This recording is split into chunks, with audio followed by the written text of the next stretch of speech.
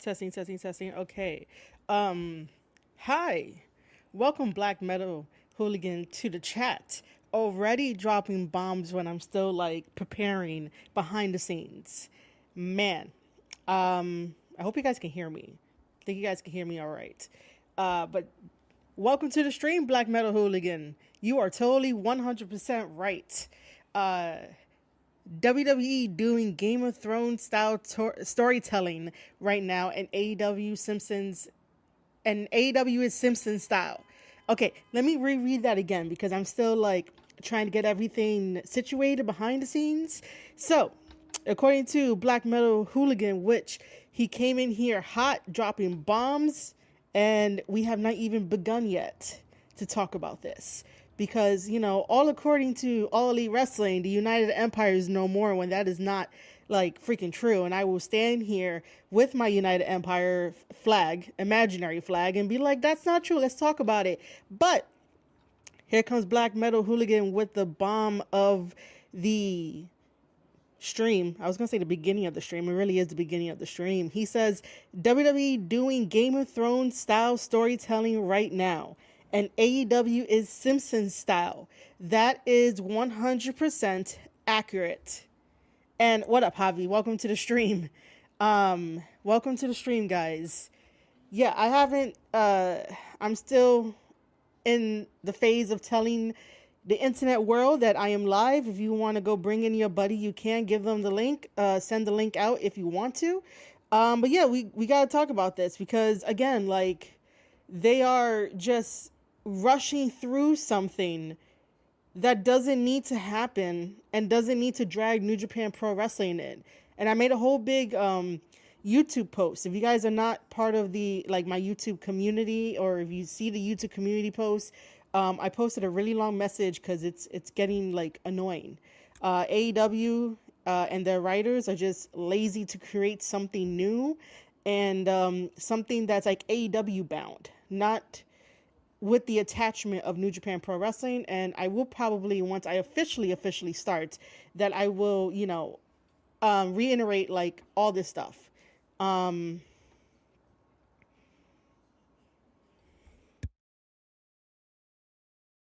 Also, while I do this, how do you guys like my thumbnail? To me, it's very risky just because like I know some people behind the scenes. So it's like, yeah, I don't want them to get the wrong idea, but according to AEW, we're going with that. According to AEW, that is what they want us to think, that United no more, like, they never really cared about the United Empire. They never did. And I always appreciate the guys from Wrestling Soup. Even though I haven't really like been streaming as much, I have been like checking in on other people's works and videos, and man, like I could always count on Wrestling Soup to like make me laugh, cuz their jokes just come out of nowhere and you're just like, what the fuck? you know? Some of their stuff is like really really good. So I like the fact that I can laugh alongside them and be like, "Oh yeah, that's true. That's so true." Um so while I'm telling the world um about, I'm live. You're still trying to understand why they need to have a crown jewel championship, because it was paid for by the Saudi prince. So if it's paid for by the Saudi prince, you don't tell the Saudi prince no. Um, it's only a championship for like the Saudis, and they get a ring. Um, so yeah, like I said, you do not tell the Prince of Saudi Arabia no. You just don't do that. Um, why are they trying to rewrite history of what happened in New Japan? I don't know, and this is why I'm trying to have these conversations. And because it's live stream, people can come in, listen, and actually like send it to AEW. This is the thing though. If you guys head to my, hold on, I'll link you guys my post on the YouTube community just in case if you guys don't know how to get there. Um, because on my YouTube community, um, I'm able to write as long like a long passage about it rather than like on Twitter. But like to me, I'm probably gonna say this whole thing again anyway. Um, why can I not? Hold on. Can I not get the link to share it to you guys? I thought I could. That's wait. Do I have to open it up? Oh no, wrong thing, wrong thing. Sorry guys, give me a second here. I pressed the post where I'm like, hey guys, I'm live, rather than like the one where I talk about it because um the thing is that I cannot find the pinpoint for why we need to do this now. Because if we're going to go based off of um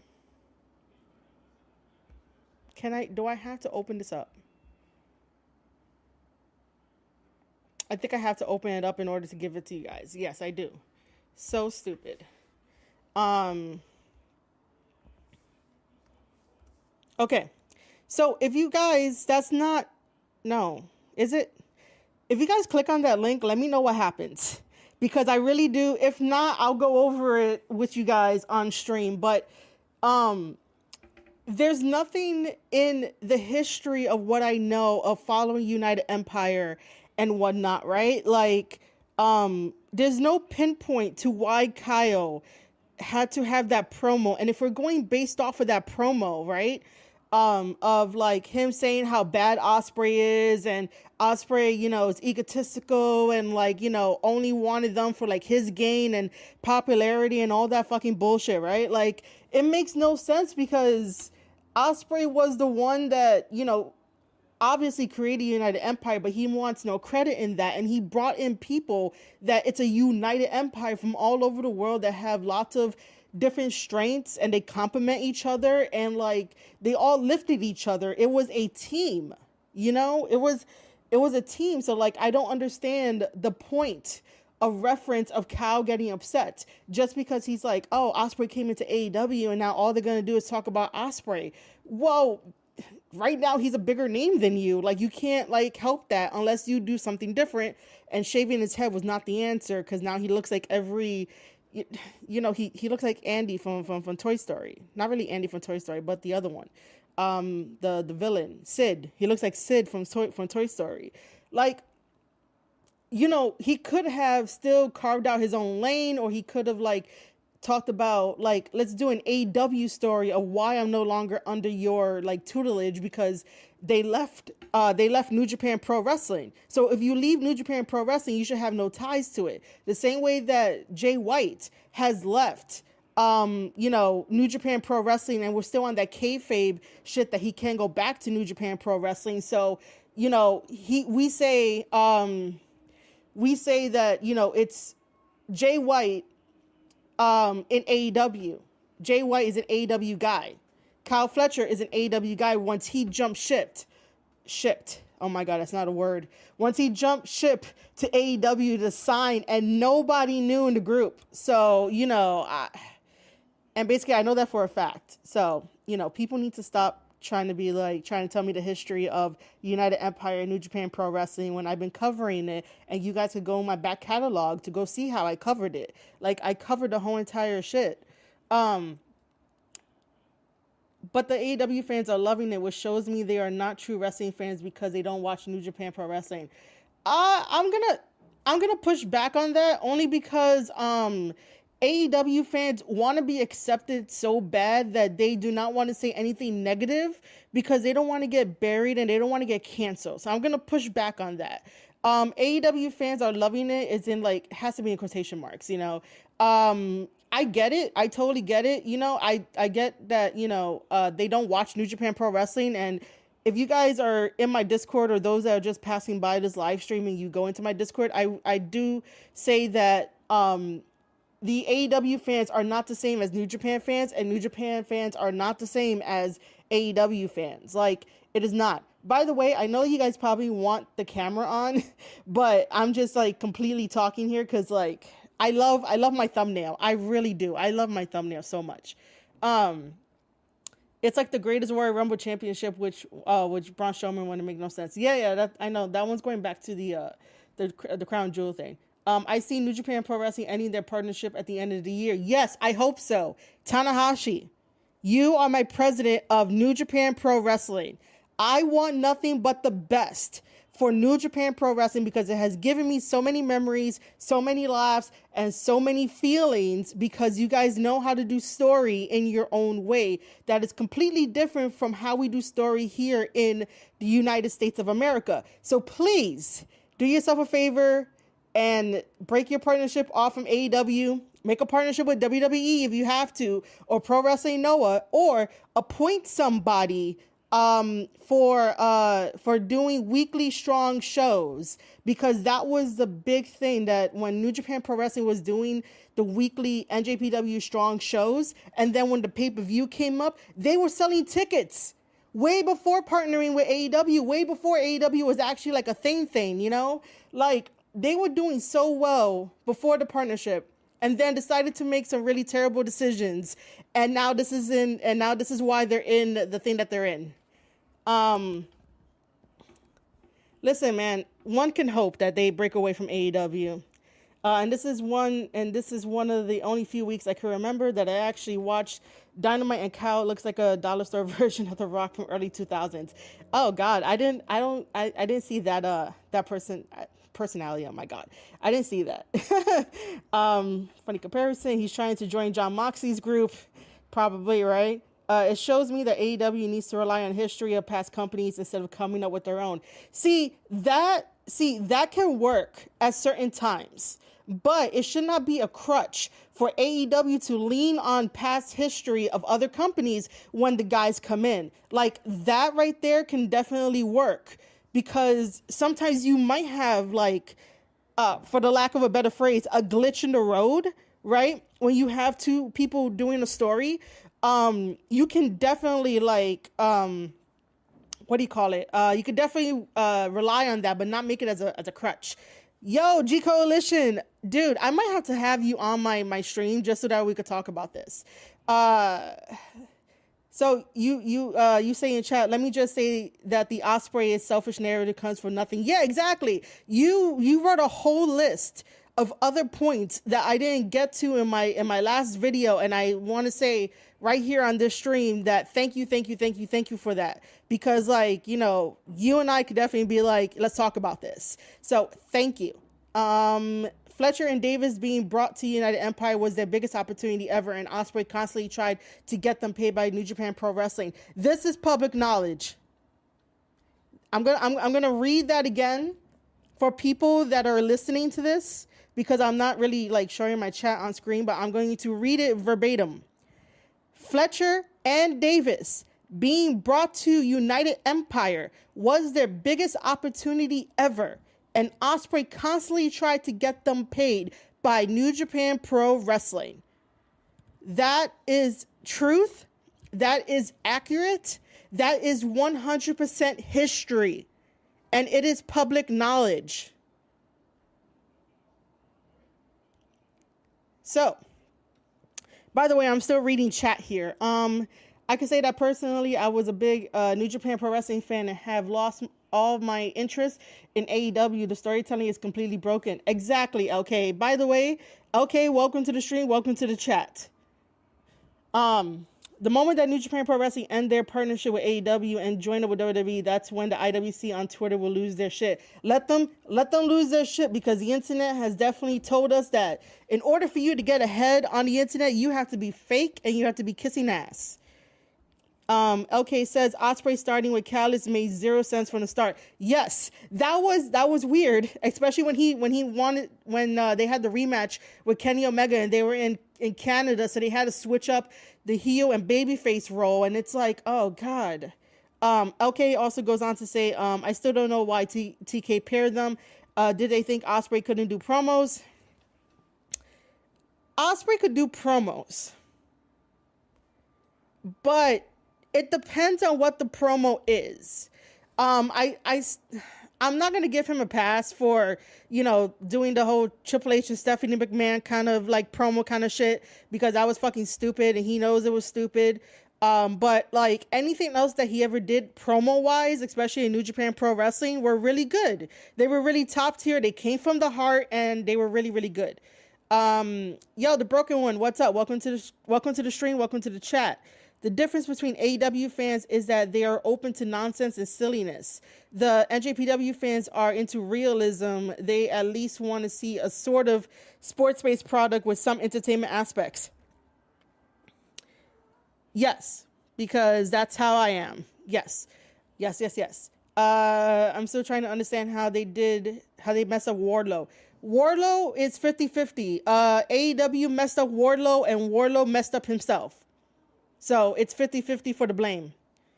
The start-stop runs, yes, that's definitely part of it. Constantly making him a lackey, cutting his hair for no reason. Yeah, that too. And then Wardlow saying that he did not want the TNT Championship title. When he wanted the AEW World Championship title and just like discarded the TNT Championship title. I just can't see NJPW and WWE forming a partnership. WWE chose Noah. They have their partnership in Japan. Look, man, money talks.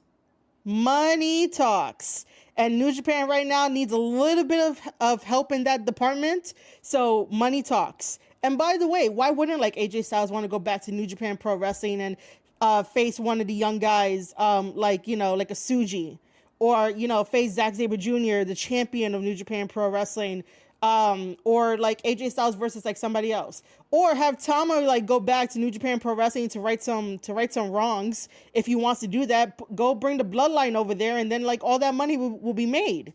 It's a match made in heaven. But when it comes to New Japan Pro Wrestling, if you look at all of the other Japanese companies, New Japan Pro Wrestling tries to stick so much to tradition that sometimes they can't see the bigger picture of like what's going to make them the most money.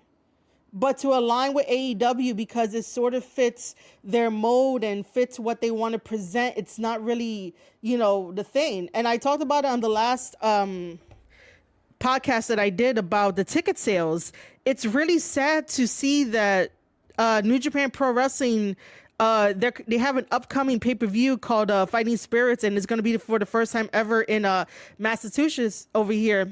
And the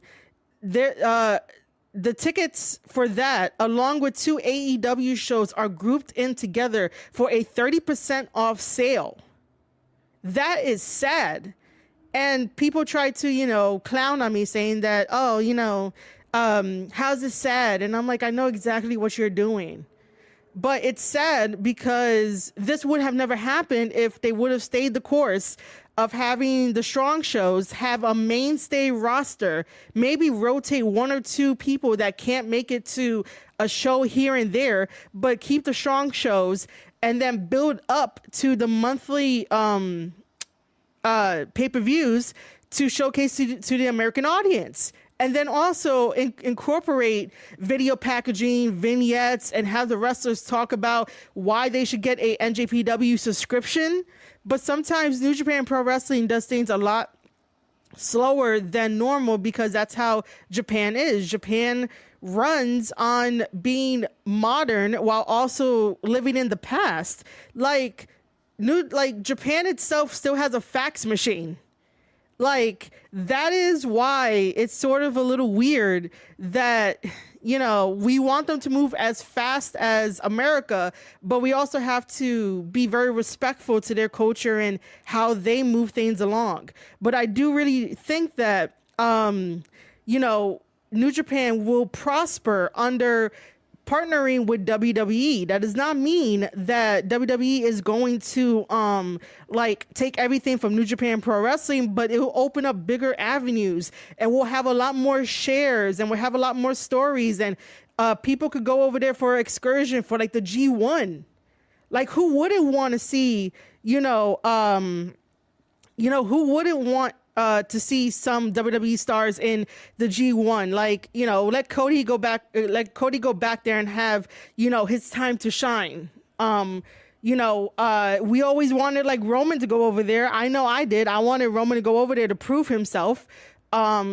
So, why not send Roman over there and do the G1 and see how he holds up? Send the Usos over there for a World Tag League, even if they don't win. That was exciting about New Japan Pro Wrestling when they introduced Chris Bay and Ace Austin into the Best of the Super Juniors Tag League. That was very interesting of New Japan Pro Wrestling introducing Alex Zane, I almost forgot his name, but Alex Zane into the product of New Japan Pro Wrestling, and now we don't see these guys anymore, despite like Chris Bay having a freak accident, and like I hope he gets well. But before that, like, it was exciting. So this is why, like, I'm so hopeful that like New Japan ends up, cutting off AEW, because they are losing money by being attached to AEW. And if they go to WWE, they'll be a lot more prosperous. And I know everybody in chat is chatting, and I thank you. LK, thank you for subscribing and being part of the family of the Square Circle podcast. I totally appreciate it. So yeah.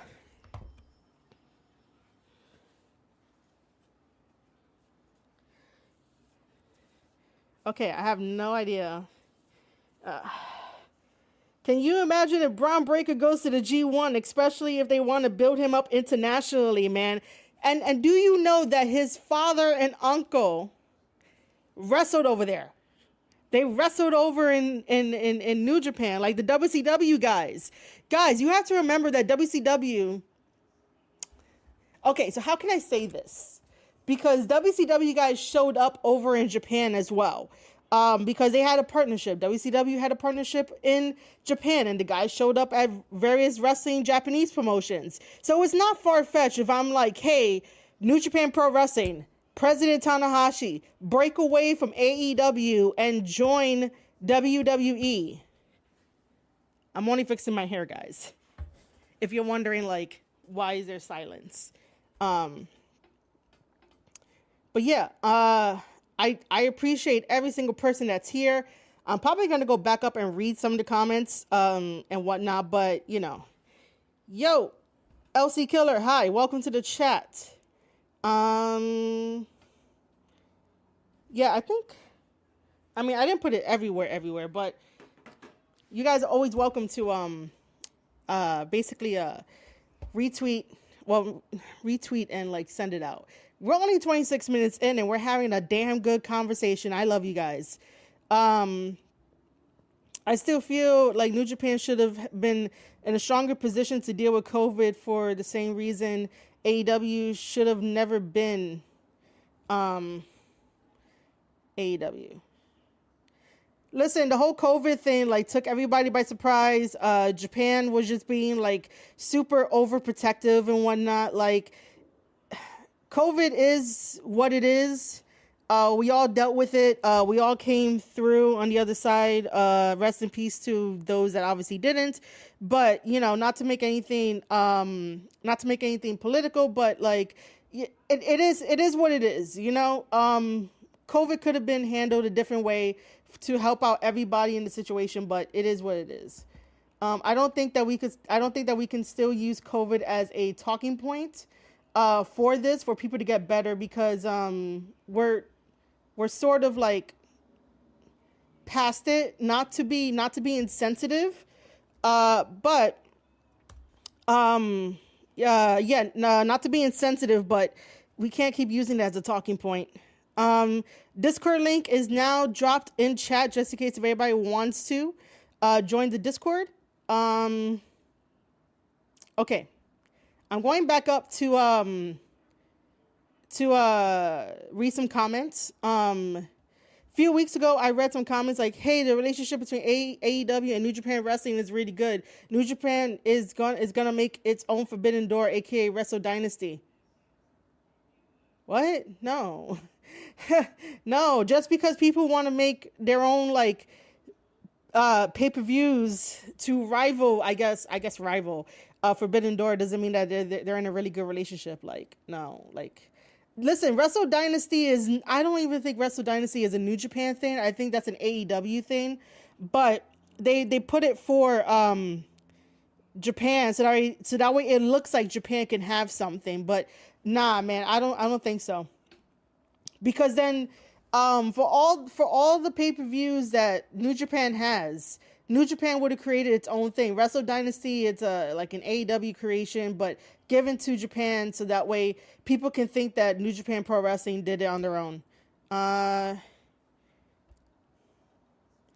Okay. I also believe that Uncle Dave convinced TK that New Japan Pro Wrestling style could work in the U.S., but Uncle Dave Bucks Omega failed to fundamentally understand why and how New Japan works. That is correct. Yes, totally correct. For example, see how TK has messed up using factions. He doesn't know how to form them and doesn't know how to use them. Just look at the football team, the Jaguars, and his soccer team. Like 100% on point. Osprey and Callis would have worked if it was started a year earlier than it was. By mid 2023, Will and the United Empire were already tweeners, so them messing with Callis' family just to get at Kenny was flawed 100%. I'll say this: guys like Warlow, Will House, Samoa Joe, and many others like them almost have a hard to say no to Tony Khan for dumb ideas. Won't be surprised if they can't say no either. That's totally true. It does seem like that on the surface level. Because then again, you have to think about it too. Like, who really wants to say no to their boss, the one that's signing the checks?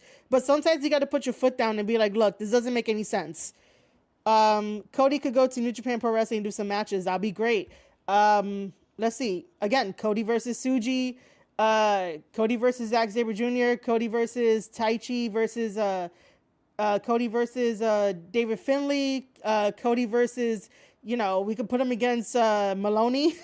we could put him against Drilla Maloney and see how that works. A former WWE UK talent like Drilla Maloney versus Cody Rhodes, like that'd be great. Also, an unnecessary scenario because Kenny beating Ospreay for the IWGP US Championship title at Wrestle Kingdom in the first place was unnecessary. I did not like that. I have a podcast talking about that, and I was like, that's bullshit. Also, no promotion was devastated by COVID than New Japan Pro Wrestling. They were still strong in 2019. It lost a ton of foreign talent and never recovered. Yeah. Tell that to the IWC idiots on Twitter saying that WWE is only in business for themselves. They will take all the talent and buy out New Japan Pro Wrestling. Listen, those people on Twitter that do that kind of shit are just, instilling fear into like everyone and anyone, man. Like it's so ridiculous. You can't see any top WWE stars being allowed to go to the G1. This is too grueling a tournament, and they worry of injury too great. I can see lower tier. Yeah, but I mean, we could always try. There's always injury risk with anything. Okay, now I'm back down to like the normal comments. That being New Japan Pro Wrestling and Ring of Honor both dropped the ball on talent and creative oversight when it came to the Elite. If it wasn't for that, we're literally talking about a straight up American sister promotion. Yep. I like to pretend 2020 did not exist. Same, dude. Same. Am I the only one that gets sad every time I see Ishii on AEW? No, you are not alone. I get sad too, and then like I tell AEW to stop like nicknaming him Big Tom because I have this thing about nicknames. Like, if you personally know the person, then you can call them by their nickname. But someone like me who don't know Ishii personally, or the fans that don't know Ishii personally, or the wrestlers that don't know Ishii personally, why are we nicknaming him Big Tom? Because you don't know how to say Tomohiro Ishii? Because you don't want to respect another person's culture and another person's name? Like, man, how do AEW fans and AEW preach about respecting other people's cultures, but don't want to respect Ishii? So basically, the nickname started by WW, and that's his code name. But you guys should know who WW is, and it got started with him on a podcast episode, and basically he calls him Big Tom. rather than Ishii or Tomohiro Ishii. So it got started as a thing around AEW. But again, if you don't know a person personally, me as a viewer and as a fan of Ishii, I should not be calling him Big Tom. I should not, because that's disrespectful. Like, I am overstepping something or trying to be cool or trying to be like, oh yeah, I know him when I don't know him. You know, people give other people permission to call them a nickname because they either grew up on it, or when you talk to them and let's say that, like, you know, there's a bunch of like Fredericks, and the one person that you meet that is a Frederick, and you're like, hey Frederick, what's going on, right? That person could be like, oh no, just call me Freddie, you know, it's cool, call me Freddie. But if Ishii, because Ishii stays in character 100% of the time, Ishii is basically like, you know, not gonna tell these guys and not gonna correct them. So it just goes to show, and that's a little disrespectful to do that. If Ishii didn't give you the okay, then don't do it. But yeah, they call him Big Tom because people just want to be rude with other people's cultures.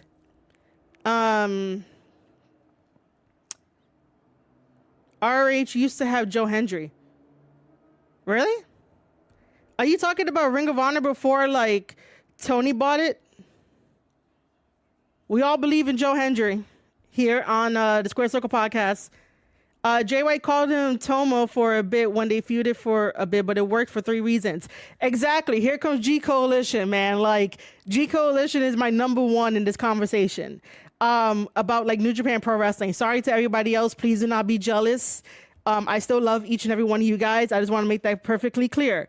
But yes, Jay White calling him Tomo is still part of his name, because his name is Tomohiro. So it's Tomohiro and then Ishii. And by the way, it is not Ishii.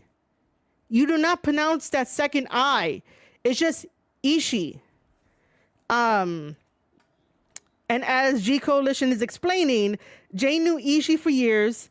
Tomo is still a Japanese shorthand, and Bullet Club is supposed to be kind of disrespectful anyway, so it makes perfect sense. It's just that Jay White did not take liberties to call him Big Tom, because, you know, sometimes Americans don't know how to say other people's names in different cultures.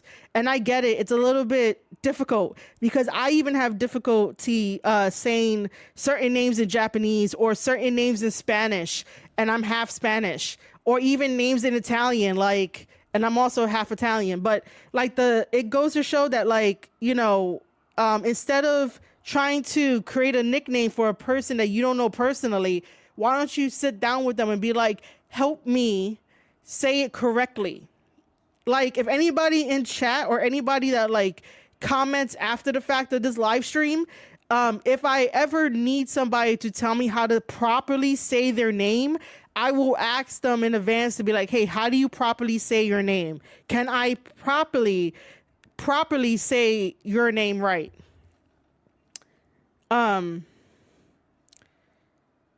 Okay, so it's not even a good nickname. Now, Murder Grandpa for Suzuki is a good nickname. Yes, Murder Grandpa is definitely a good nickname. And Murder Grandpa does not screw up Minoru Suzuki at all. That's an insult to Japanese culture and his ancestors. Yes. None of which applies to WW, Kyle O'Reilly, and Big Tom. Yeah, right? Yes. Okay, so what's wrong with Okada? This is not the Okada I watch in New Japan Pro Wrestling. Okada's getting paid.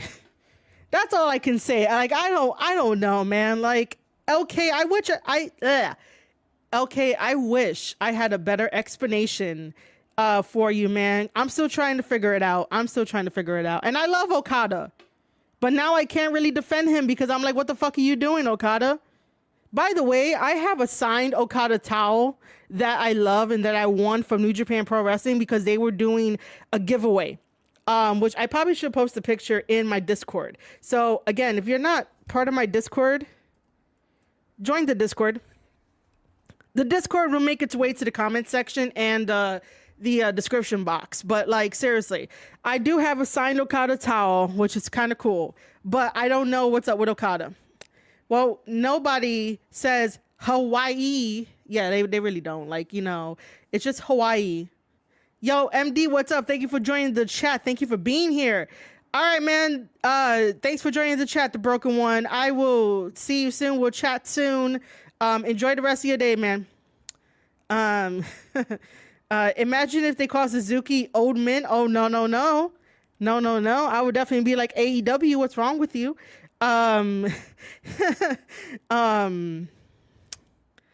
Okay, that person would not be alive for long.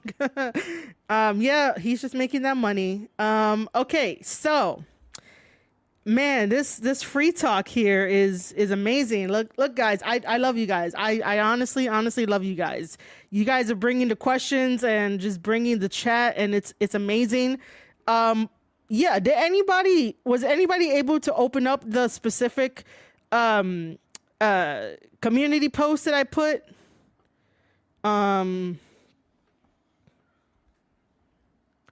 Also on Twitter, I don't know why fans have this need to sort of like try to tell me the history of like what they know. And like, I'm like, guys, I talk about the history of like New Japan and the guys, and I covered all this stuff. Like, I know what I'm saying. Like, I'm not just saying it for, you know, to be negative, because other people are going to think that, well, I can't say other people are going to think that. I could say, oh no, you know, I should say that people have already made up their minds, and they think that like, just because you criticize something or even ask questions, that you are the bad one and that you are the negative one when it comes to something that they love. Yo, Ding Dong Johnson, welcome to the chat. Welcome to the stream. Glad you're here. Sean Ellis, I did not say welcome to the stream, welcome to the chat to you, so I apologize.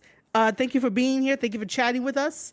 I just remembered. It's just that like I love each and every one of you guys that are here. And keeping me on my toes with all this shit. But for some reason, like on Twitter, people would think that like they need to tell me the history when I know the damn history. And it's like, guys, if you just watch my show, you guys are all welcome to go to my chat and like, you know, tell me how you really feel. It's all good.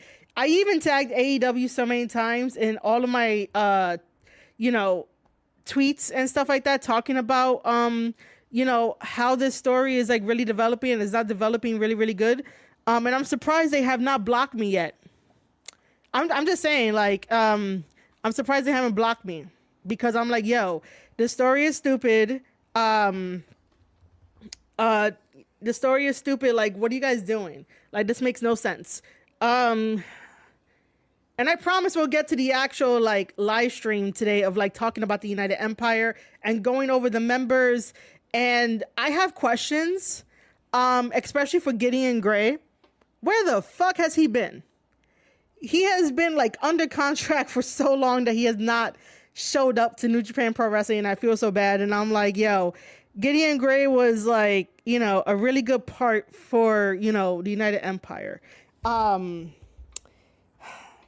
I should just message Gideon Gray and be like, bro, where the fuck are you? Like, I miss his appearance in New Japan. Okay, I miss his appearance. Okay. So this is what we're gonna go over. As much as I love my thumbnail, right? Because it's a powerful statement here, because according to All Elite Wrestling, and you see Tony Khan's face peek out because, you know, Tony Khan gets the final say, right? You know, according to All Elite Wrestling, including their social media accounts, the United Empire is no more. It's almost as if they forgot about Gideon Gray. They forgot about Akira Francesco. They forgot about TJP. They forgot about Jeff Cobb. They forgot about Aaron Henare. They forgot about the Great O'Khan. They even forgot about Callan Newman. And even the brand new guy, Jay. I don't remember how long his name is, but I remember it's Jay, right? So they forgot that Uh, J as in Jay, not not Dre. I would also get copyrighted if I wanted to play the song They Forgot About Dre. Because yes, I do have that on rotation if you want to know as a side note. But yeah, so they make it seem as if like the United Empire is only in AEW, but no one established if the United Empire like was gonna have a foothold in AEW. Now, here is what we're gonna do, because again, I love you guys. We started off strong and heavy, and that's thanks to Black Metal Hooligan. So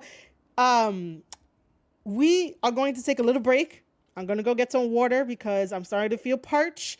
And we're gonna get down to like the history of the United Empire in New Japan Pro Wrestling and everything that I know. And I know that G Coalition would definitely help me out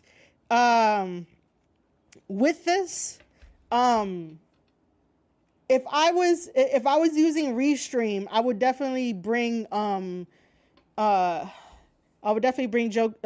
G Coalition up here to speak with me, to help me out. But I didn't plan that far ahead, and I'm so sorry.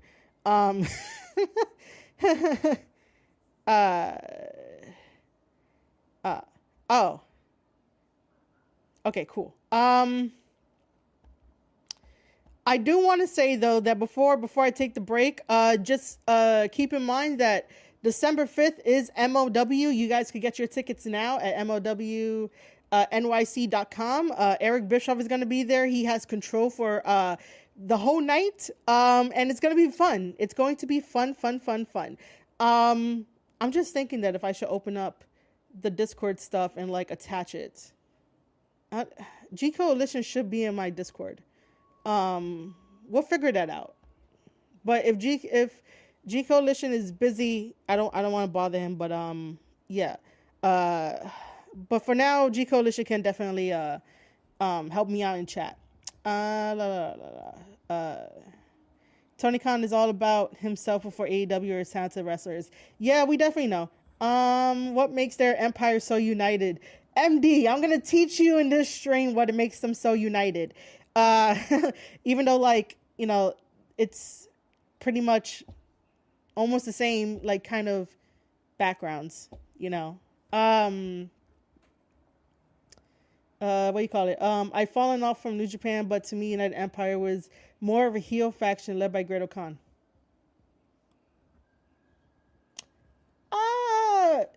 In some instances, yeah. In some instances, yeah. I'm gonna have to like come back to that statement because that statement is like 50-50. Like I get that. Tony Khan won Booker of the Year. He knows what he's doing. Yep, definitely. Oh, December 4th is Jay-Z's birthday. Oh, I wonder if Jay-Z is gonna come back into the country because apparently he fled. So I don't know, man. He might not be celebrating his birthday in New York City. Yo, Robs, what's up? Welcome to the chat. Welcome to the stream. I don't know how live stream from my Xbox to YouTube. You have, so LC Killer, if you are, okay, 1 second. LC Killer, if you are streaming like video games and stuff, you will need a capture card. So you'll need like an Elgato or Aver Media for like a capture card in order to like live stream from, oh no, wait, from your Xbox to YouTube. I don't think, the only feature that you could do is like through Twitch. Twitch has like live stream broadcasting that you could do from your Xbox. But for like Xbox to YouTube, no, you have to need a laptop with a game capture and then like set everything up. But if you use your Twitch app on your Xbox, you can definitely like live stream your game. If that makes sense. That's the best way that I could tell you, buddy. I think I did sign up to your Discord, but I haven't been able to post anything. I keep getting this red message saying the membership level is too long or something. Bro, you should have like DM'd me so I could like try to fix that for you. for now, I would say to leave my Discord, come back and see and see if that happens. Cause I mean, you should not be restricted. So yeah, I'm going to take that break because I haven't like got up from my seat yet. And I think that I'll keep the camera off just so that way you guys can get the full scope of of the information, because this live stream is more informational than entertainment, because I care so much about these guys. I am attached to these guys because of the stories that they told over the years as the United Empire and fighting people and becoming friends with them, or just like one person. But this is why I really want to make sure that they have a voice to do this right, because I want all of them to be big stars. I don't want fans to be like, oh, well, the United Empire and AEW is this and this and this, while they don't give a shit about what happens in New Japan Pro Wrestling. But in the same breath, they'll be like, enjoy all wrestling, guys, but then be hypocrites and be like, AEW is the best. I just want to make sure that these guys have a voice, and I will be their voice for them, because I really appreciate the different kind of faction that they brought into New Japan Pro Wrestling that made sense. So again, this is strictly a educational purpose for telling the history of the United Empire. So I will continue to keep my camera off.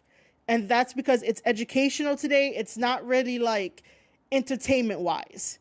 Cool. Let me go take that break. You guys should take a break too. Take a water break. Quench your thirsts and stuff. So yeah, I'll be right back. All right. I hope that you guys went to go get some water and stuff like that. Boo, give us the face. Let's see. Let me just quickly check the Discord. Okay, so G Coalition got in. There should be, yeah, that should be G.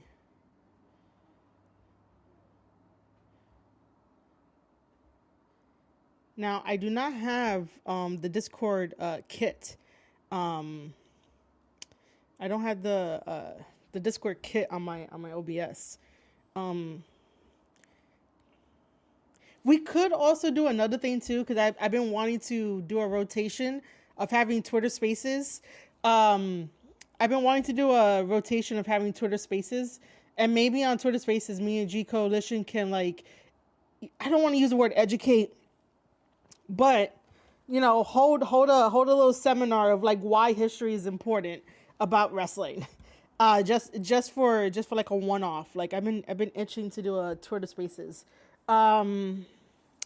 Okay, Tostitos and pineapple salsa. When do we start talking about food? There's a pineapple salsa out there? I didn't know that. A seminar, yeah. Dude, I've been wanting to do a seminar for wrestlers for a while, and still watch their stuff, and do tape study series with them and be like, hey, let's talk about how we can improve you as a performer, a character, stuff like that. Yes, a seminar. Let's do a seminar about why history is important. I hope so. Get some refreshments. Oh, seriously, I had no idea there was a pineapple salsa, man. A seminar sounds like ASMR if you say it fast. Seminar? I guess so, a little bit. Oh, a seminar. ASMR. A seminar. ASR. ASMR. A seminar. Okay, I said there wasn't really gonna be entertainment, but I'm sorry. freaking MD over here. Okay.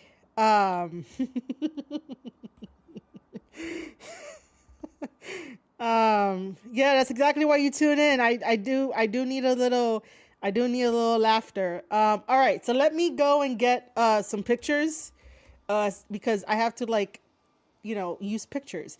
Oh, there was something else I needed to download from my OBS that I didn't download. Crap. So that way I could, you know what I'm going to do? I am going to make this fun and interactive in an educational way. Now I gotta find the damn picture where I could tell you guys the history. And you guys are just probably gonna listen because I don't have too many pictures and I can't do video because if I do video, New Japan Pro Wrestling is gonna strike this video like they did before. And then I don't like that because it's like, yo, New Japan, I'm trying to help you guys, and all of a sudden it's like I get hit with copyright strikes. It's like, and even if I appeal it, you know, they're not gonna say anything, but it happens. Well, actually, they don't say anything. I'm gonna download that.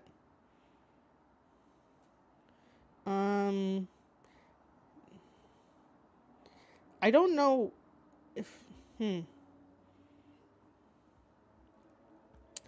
don't know if I'm gonna need Suji holding up the championship title at one point as a talking point. I'm definitely gonna need this as a talking point.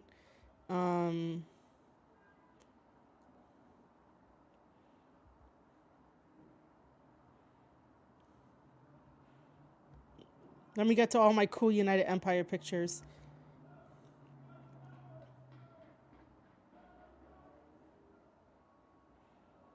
I don't know what's happening outside my building, but it sounds a little crazy out there for some reason.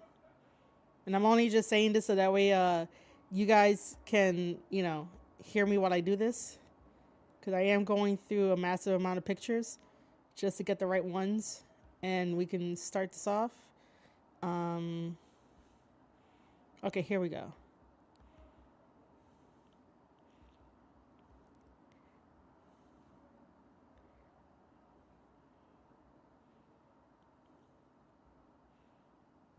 Let me grab this one. And okay, so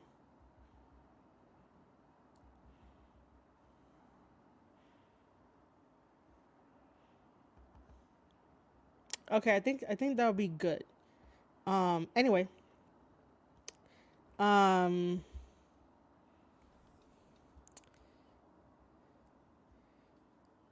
Paul Newman's pineapple salsa is highly recommended. Twitter space sounds cool. Okay, I will, you know, I will see if I can get a pineapple salsa if they have it somewhere like in my area. That's why they feel like old Japan now. Oh my God. I've been meaning to ask you to maybe consider doing a short form or whatever works for you on the journey of Hangman as a wrestler. Storyteller where it went off the tracks, etc. I think you do a good job with that. I appreciate that. I have not thought about doing something like that because I'm just so disappointed in Hangman. I am so disappointed. I was all for Hangman, and then Hangman got embarrassed by Jay White, still gets embarrassed by Jay White on the mic, and for Hangman to turn into this violent person that I don't understand anymore. Yeah, maybe, dude. That seems like a very good topic because in my back catalog, I do have video essays talking about, you know, how we got to Hangman versus Kenny Omega, and those matches are good. You know, there's something to Hangman as a wrestler and as a storyteller, but for some reason, like, I'm just like, something went wrong. And I have no idea what it is. Maybe I probably should do that eventually and like have that kind of video. Because I'm just so over Hangman. Like, him turning super violent for no reason. And I think we also have to like stop with the if someone brings in loved ones or like a child into the mix, like to stop that instant getting angry and instant protectiveness without like knowing what direction is going to go in. Cause sometimes that gets a little too fuzzy, you know? it gets a little too fuzzy and too quick, and I'm like, well, you should be logical, because if you're not logical, that's when like bad things happen, and then if bad things happen, you're gonna like blame yourself and get into a depression rot. Like that's how the psyche plays out. Like for psychology wise, that's how that plays out. It went off the tracks when Tanahashi started making post-match comments about wanting to get Hangman out of Bullet Club and take him under his wing, and suddenly he was drinking a perverse piss juice. I'm guessing you're talking about Joey Ryan for that. Did that happen? I think that might have happened. God, like, man. But Tanahashi is such a nice dude that Tanahashi is like, I want to take this guy out of Bullet Club and under my wing because he's not a bad guy. And you can't really fault Tanahashi for that. Maybe you can. I don't know. You know what went wrong? Hangman didn't have a boss that would say no to his stupider ideas. His stupider ideas. That's true. I understand you are, but somehow I think that only means you would bring an even more interesting, passionate video because of that and your deep understanding of the subject. I totally agree with you, and I want to say thank you for the idea. I'm gonna give you a maybe. Because then that requires like a lot of sitting down and watching stuff and like, you know, going through the motions and being like, what truly went wrong? Where did it go wrong? I think that, you know, I really do think that the bulk of it is that, you know, he had friends, his friends kicked him out, which I talked about that too. I have a thumbnail where it's Matt and Nick, and then Matt is pointing at, oh no, he's not pointing at Hangman, but he's pointing like away from Hangman. And I was like, no more Elite, you know, kind of thing. And he had friends, they kicked him out, they blamed him. He starts drinking, he goes to the bottom of the barrel, and then the Dark Order tries to bring some light into his world, and then he makes friends, turns on them, no more friends, and then says some really rude shit to CM Punk, to where CM Punk claps back at him, and then we know that he doesn't take advice from veterans, and then turns evil. I don't know. I'm not blaming Tanahashi. I'm saying the being the Elite stuff with Joey Ryan made whatever New Japan would have done with him after the non-credible and make it too easy for Switchblade to bury him. Got it. Maybe it's fine, but I'll keep giving you a little push here and there. Yeah, I don't mind that. I like to make videos where, you know, I can talk about these things and be passionate about it. I'm just like so over Hangman. Like, to be honest with you guys, I do have a cowboy shit t-shirt that I do not want anymore. There's a bunch of like AEW shirts that I don't want anymore, and I'm trying to get rid of them. Don't know how to get rid of them. On God, you just had to make me remember that being the Elite who killed Joey Ryan nonsense. There were times I wish I never watched their videos.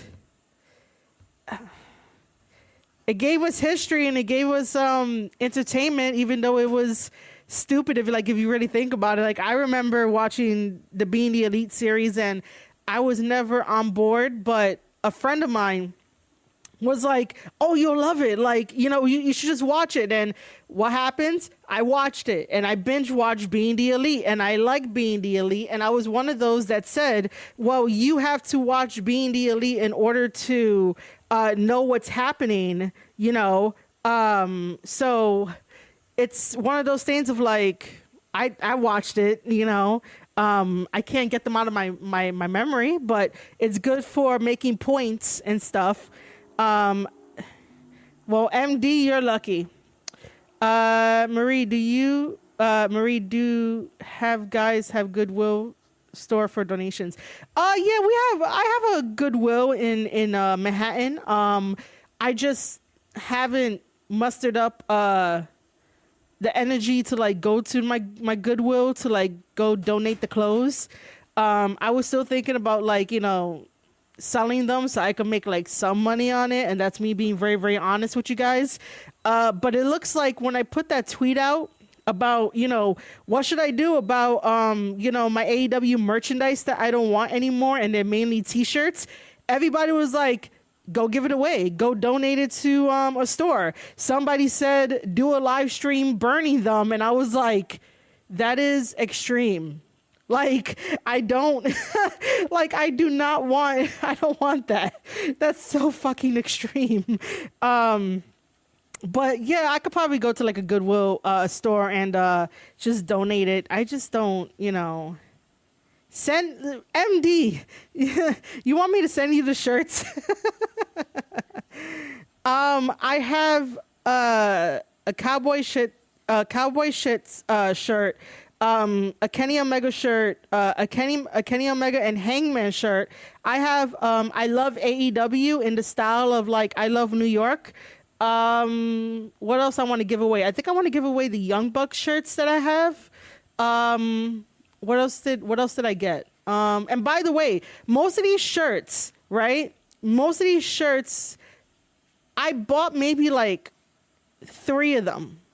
The rest of them was given to me because I won an AEW giveaway, and I have the AEW string bag that I still have and I still use, and I have a broken AEW sunglasses.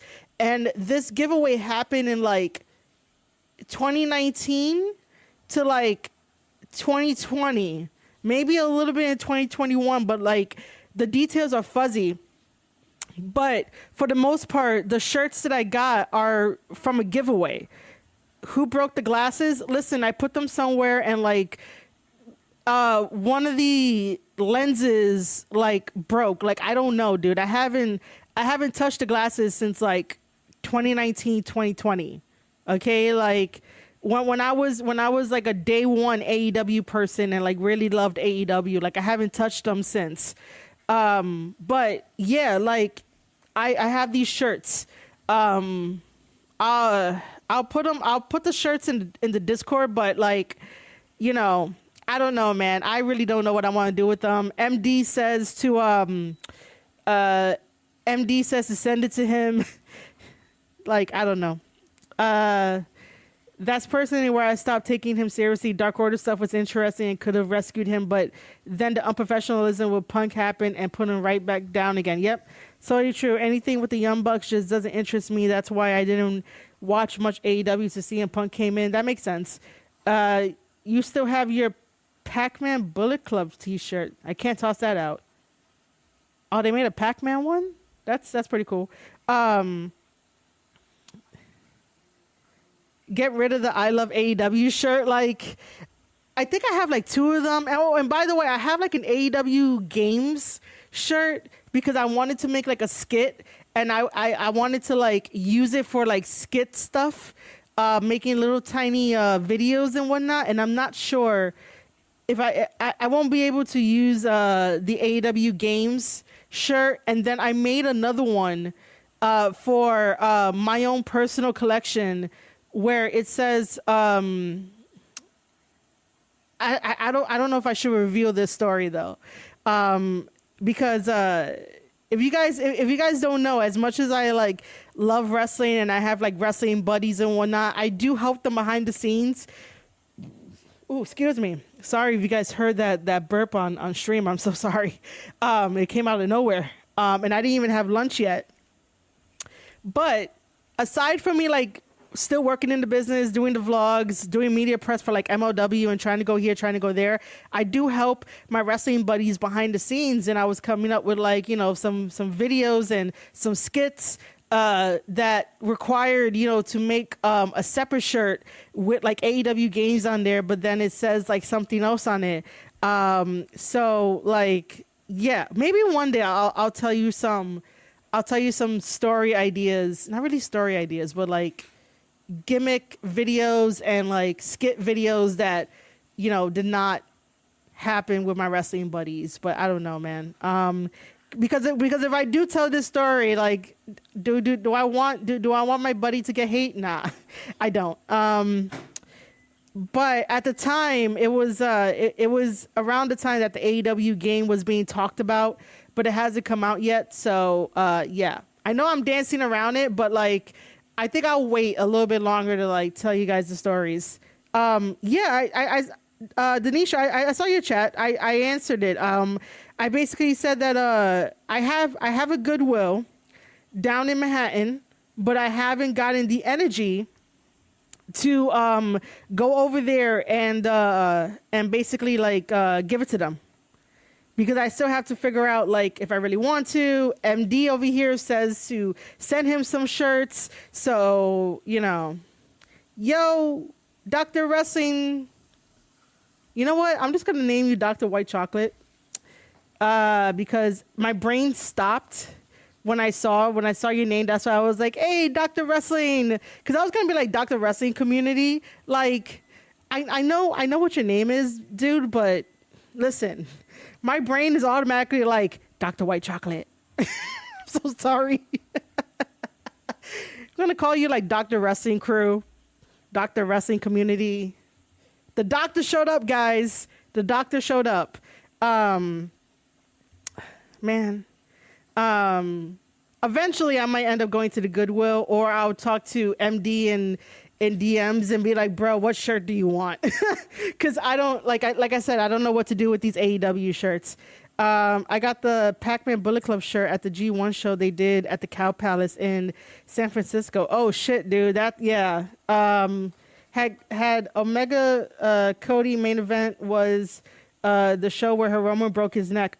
Oh, damn, that's a long time ago. That's the best home for those shirts. Yeah, man, the Goodwill is like the best home for those shirts. Listen, we gotta end up being serious for this. So I will explain again, even though MD wants the camera on. This is more of an educational live stream. MD.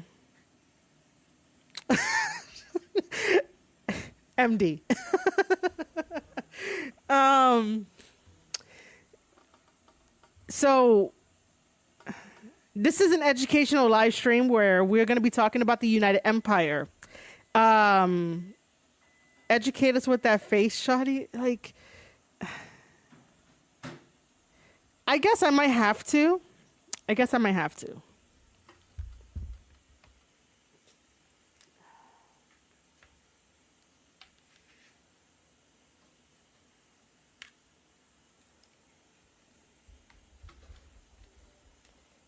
My hair is all curly, by the way, because I actually let it like air dry this time.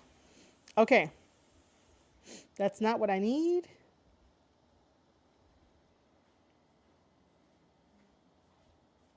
Please do not tell me that my OBS wants to act up. Okay. The camera device always wants to act up for some reason. Oh, there we go. Damn. My hair. So yeah, this is what happens when I air dry my hair. It's like automatically like freaking curly, which is totally fine. But yeah, I am completely big. Okay, so hi. Now you guys get to see my face, and it's been what? An hour and 15 minutes of us having super fun. Okay, so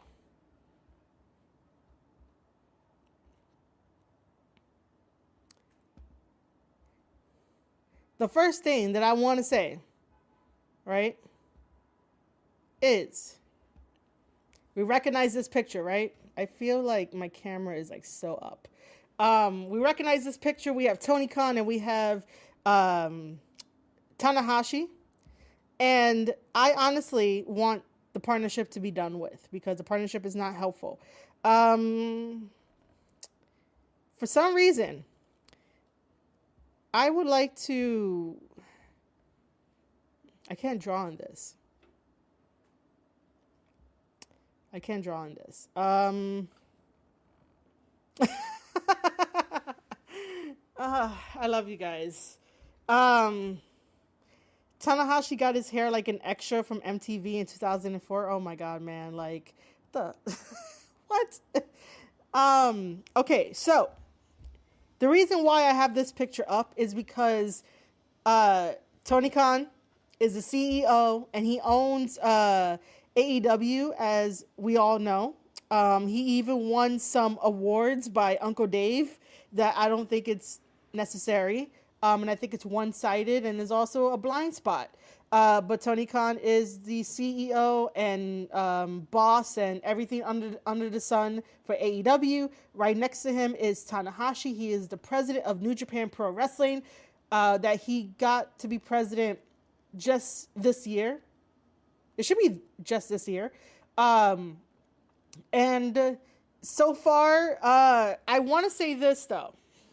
At the last New Japan Pro Wrestling pay-per-view in Japan, where Zack Sabre Jr. became our IWGP World Heavyweight Champion, in the same pay-per-view, Tanahashi also said that he is going to retire next year. And I put on, no, I'm sorry, not next year, 2026. I wish it was next year, but no, he is going to retire. And I say he, I mean Tanahashi. Tanahashi's going to retire in 2026. And I put on social media that it is too late. It might end up being too late because New Japan right now needs a president more than they need an active wrestler that has a job as the president of New Japan Pro Wrestling. Because when you are a wrestler, you can't really see or understand or have enough time to address the problems and concerns of your roster. That is both in the United States and also in Japan itself. So, like, why would he announce it so early? Is it 2026 or is it 2025? Because, man, I Tanahashi, like, I love you, dude, man. Like, I respect the hell out of you, but I do think that the retirement needs to be a little bit early. I should, like, check this. Because it should be, like, 2026. Yeah, he said that he's going to end his in-ring career in 2026, and I said that it's going to be too late because the damage is still continuing, and he, like I said, he needs to be present for a lot of things, and I just don't think that, like, announcing the retirement at 2026 is going to be one of those things. So that's the foundation. Tony Khan with the AEW microphone owns AEW, started in 2019 by way of Matt Jackson, Nick Jackson, and Kenny Omega, and then Cody Rhodes came in a little bit later. 2019, like I said, I am a day one AEW fan, but now the vision is lost. The vision was change the world, and they totally forgot what the vision was. And you have guys who never really done corporate stuff, guys who never understood the big positions of companies. And while yes, no one wants to like, I don't know how to explain it, but like no one really wants corporate to like really be breathing down people's necks or try to like micromanage, or like the bad side of corporate makes people lose their feeling for their love of professional wrestling, and it has happened before in the past. But you need to go through those ordeals in order to understand how to run a company, and nobody knows how to do that.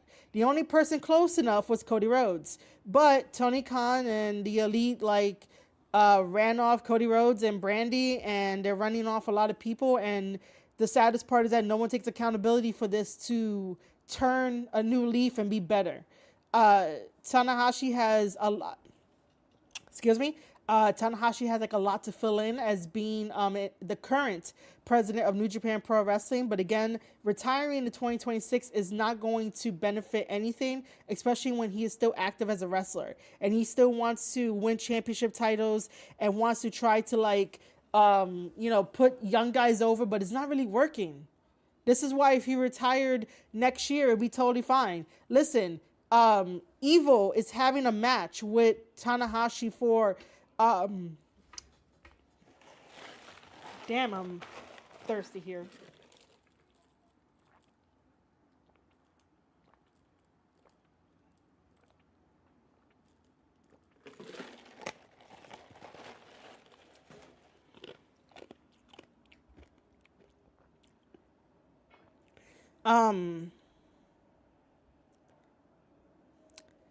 So Tanahashi's gonna be facing Evil, I believe, for the Tokyo Dome. To where I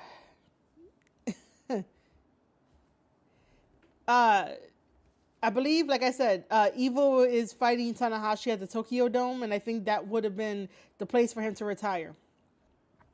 Because you can't really be active and like still run a company and not hear the frustrations of the roster.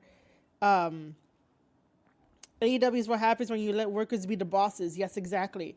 AEW stuck in indie booking. TK doesn't understand the difference between booking for TV and booking for a house show, which is what indies are.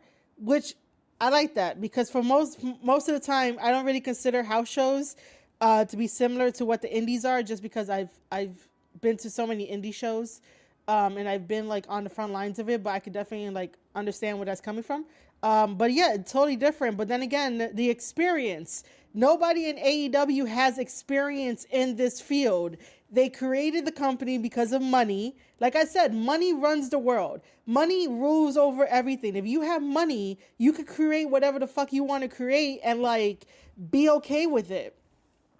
And this is exactly what AEW is. AEW is the money that creates things.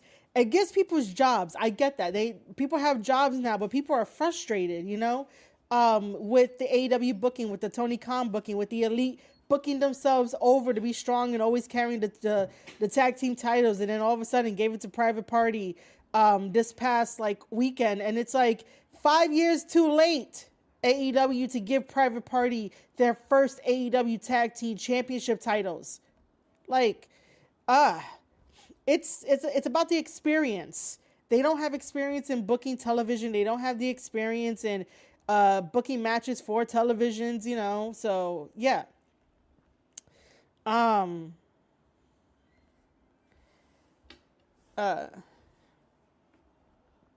Cody had experience, but he left because he saw the writing on the wall. Yep. And once he left, we were all like, oh, something bad is happening. Cody only keeps his mouth shut to protect his friends and out of respect for the business of pro wrestling, which is true. However, he did sort of like, I don't know if he did sort of switch up on like his answer for why like Brandy left and he left, but he did say some really like telling stuff about the Bucks and Kenny, and how like I guess they didn't see eye to eye, and I think it was just an ideology thing. Or as others have said, AEW only needs to keep one person happy, which is Tony Khan. Yeah, just so the Bucks could turn around in the middle of their own takeover angle and be the savior supposedly when they return. Honestly, Uncle Dave revealing stuff or just talking or speculating or telling people his fantasy booking is what really is messing up AEW and like the wrestling industry as a whole. Because like I could sit here and like fantasy book with you guys, but I will say, it's fantasy booking. It's not like me telling you this is the gospel of Marie Shadows of like what she wants.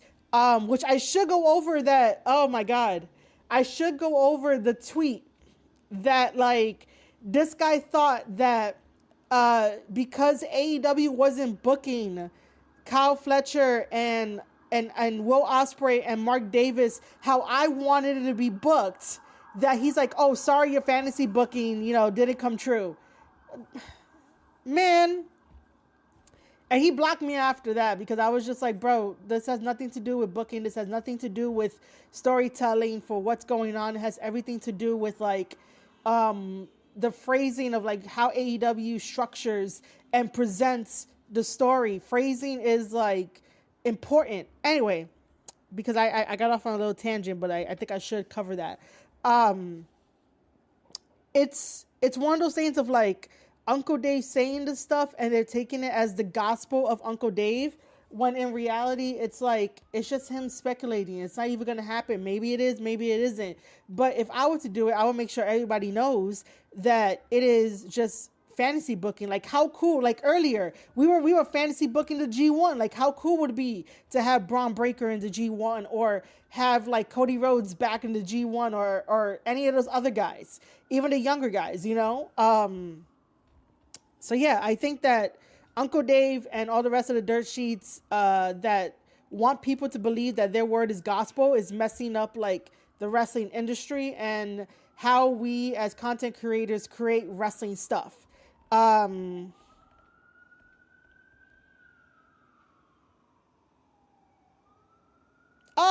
uh,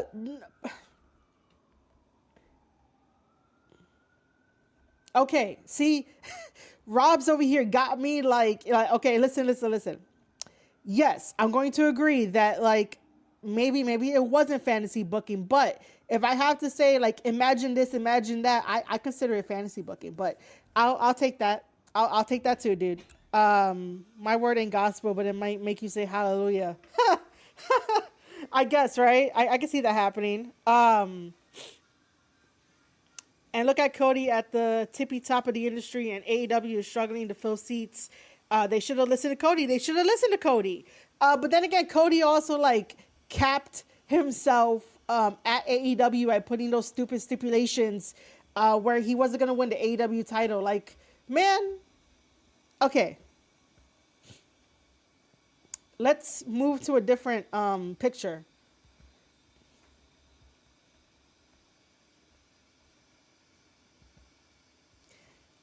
The only reason why I am putting this picture, this is of Yoda Tsuji, who is part of LIJ, Los Ingobernables de Japón, which to me, to my ears, it sounded like I fucked it up. But basically it just means the ungovernable of Japan. But he is part of LIJ. When he came back from Excursion, he was on a really hot momentum streak that New Japan Pro Wrestling had like extinguished. And now he has to work his way back up to basically being the top. Him holding this IWGP Championship title belt was because Sonata was champion at the time, and they were going with the story that maybe somebody from Excursion can end up getting the championship title quickly. This is very reminiscent to Jay White. Jay White did the same thing when he came back from Excursion. While yes, he ended up getting like, I believe, the IC title before the IC title became nothing anymore. But he was still one of the guys from Excursion to get the championship title, the IWGP championship title the first time around when he first came back. So I was like, yo, they should do this with Tsuji. But now we have to play catch up again.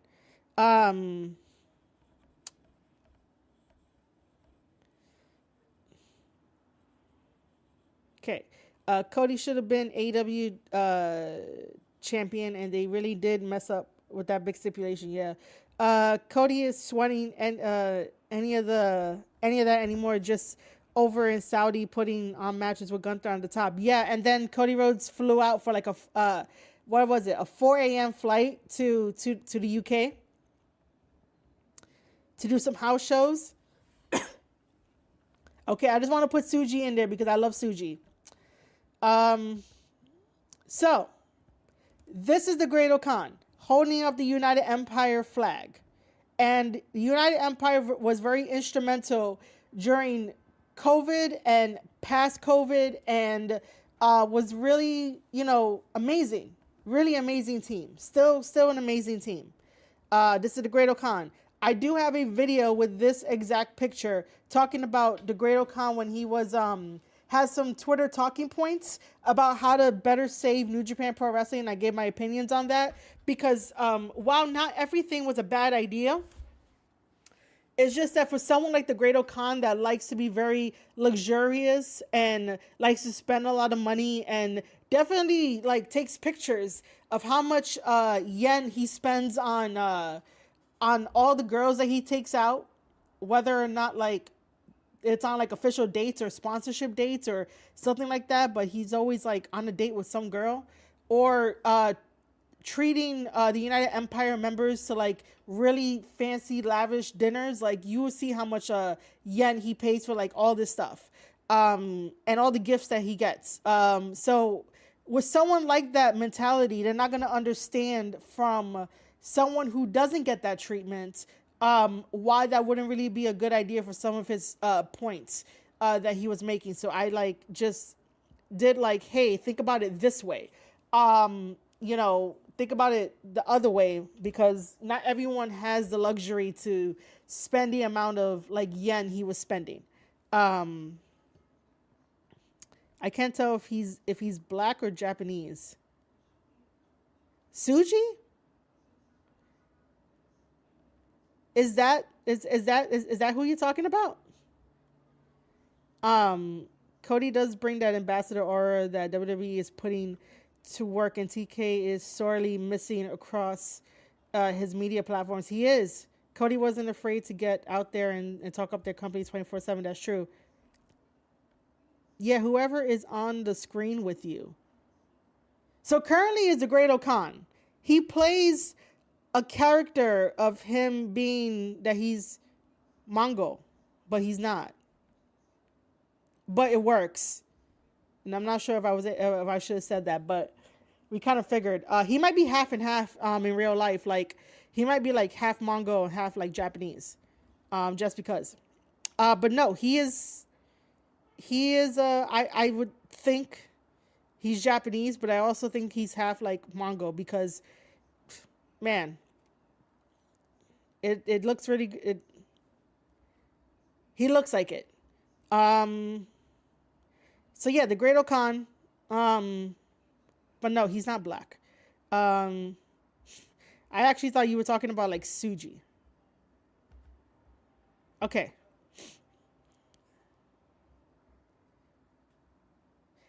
By the way, a side note, you see this championship title belt?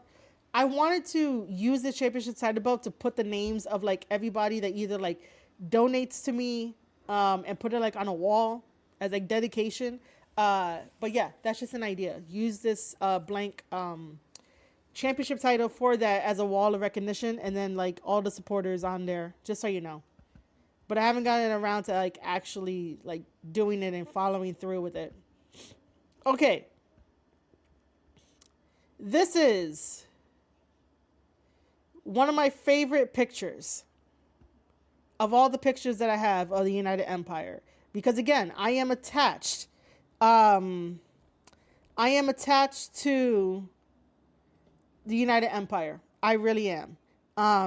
And these guys like did very, very, very well. These guys created a team of different ethnicities and different like ideologies, even though that really has nothing to do with the conversation, but like different backgrounds, so like ethnic stuff and just different walks of life that came together and basically created a really good faction that have really good upstanding beliefs and morals in wrestling and want to put on good shows while also telling good stories.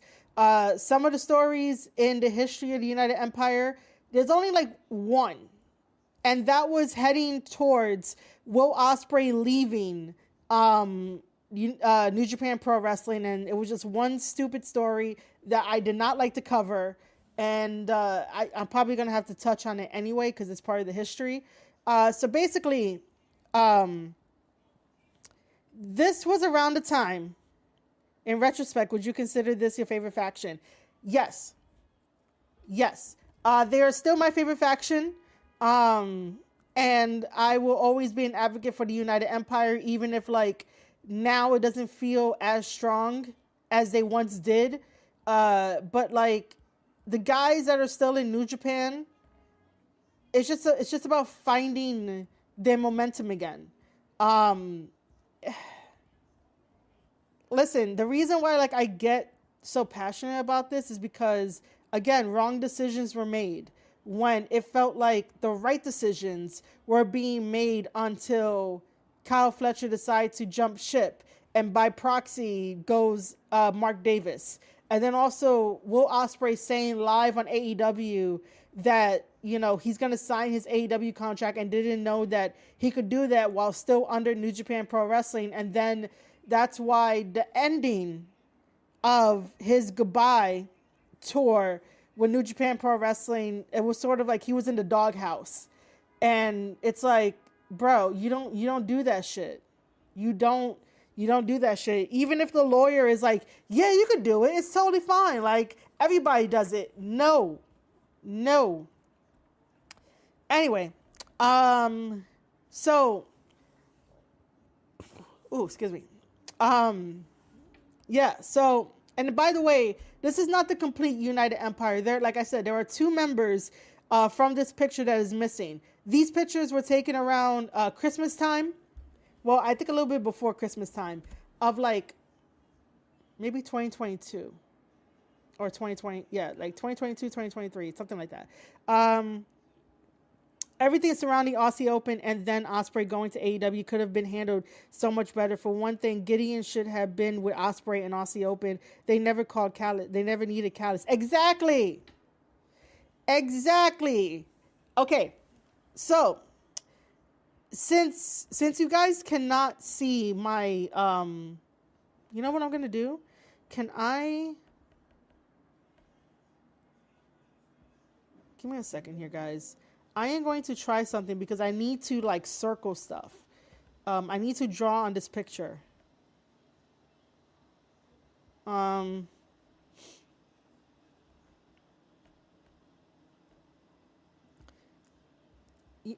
My brain is like, use Microsoft Paint. Like I haven't used Paint in forever.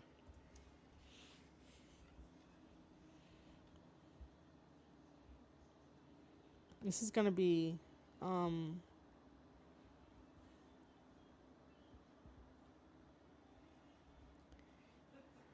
but yeah, I seriously need to like draw on this so that way you guys can understand. And then for those that are gonna listen to this via what do you call it, audio, I'm gonna try my very, very best to basically describe each and every one of these guys the way that it should be. Okay, let me just, where is,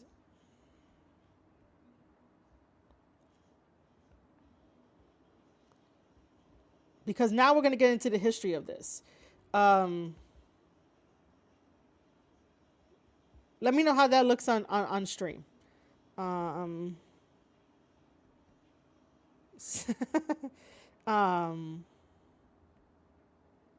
See, that's exactly why like I need to draw on it, because MD is all like, that bald dude on the left looks like he needs a nap badly. And then thank you, G Coalition, for being like, oh, that's a Gideon Grace. So like I need to draw on this so that way I could be like, this is this person, this is this. Okay. Man, I have not had lunch at all. But that's just me randomly talking here.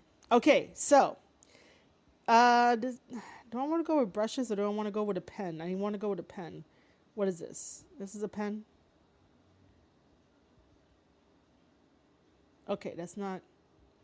Okay, maybe... Let's do... marker. So if I would... Oh. Okay, that's not...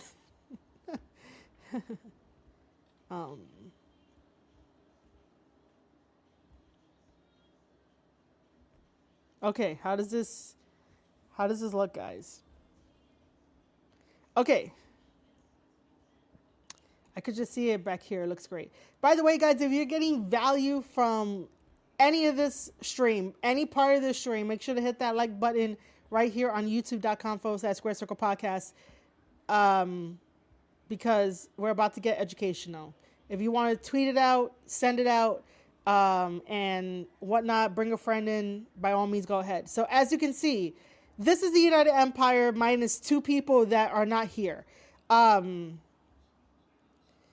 This guy, we all know him as Will Ospreay. Will Ospreay, as much as he does not want the credit for creating the United Empire, he is the leader of the United Empire. Okay? You have to give him his flowers for creating the United Empire. Will Ospreay knew that at a really dark time in our history of like COVID and all of that, and all of us trying to like get out of it, and we got out of it, he started to look around for like wrestlers that could like join him. Like, he's a very giving guy. He's a very caring guy. Sometimes, you know, he might get into his feelings and like talk from the heart and like say some shit, you know, and basically like wear his heart on his sleeve. He does this. But for this, he wanted to bring in people that he knew that were good for the United Empire, because it's united. Even though Will Ospreay is from the UK, you know, we'll get into all the ethnicities and stuff like that. MD, stop it. I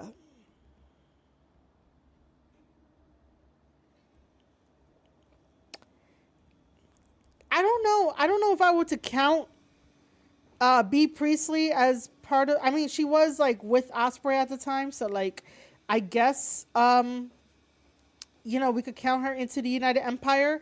But she was very like instrumental too to like when Ospreay was fighting Shingo, I believe. Yeah, I did want to laugh at that, MD, but seriously, man, like, yeah.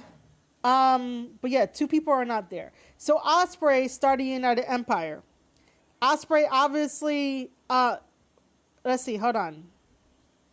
Do I remember who he brought in first?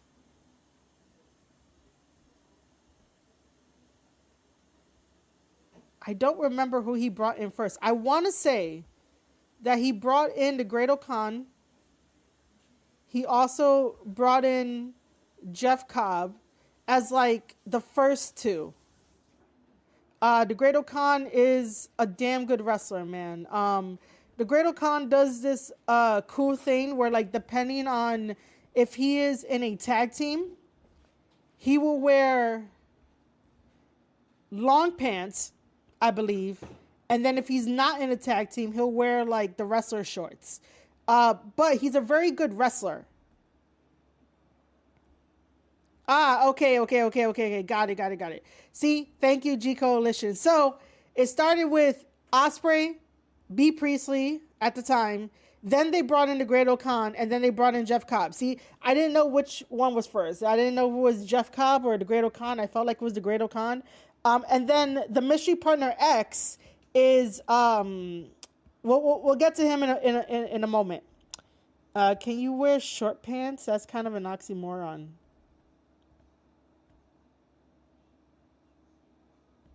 No, that's not an oxymoron. I mean, we think of pants as being like long pants, but like until you get specific, it's not really an oxymoron, dude. Tag league, yeah. So yeah, the Great Khan does that. The Great Khan is like actually like a really good like wrestler. The only thing that I don't like is that the Great Khan has that baby blue King of Pro Wrestling Championship title, and I'm like, bro, get rid of that shit. He is currently going to be fighting a Stardom talent at the NJPW X Stardom event later this month.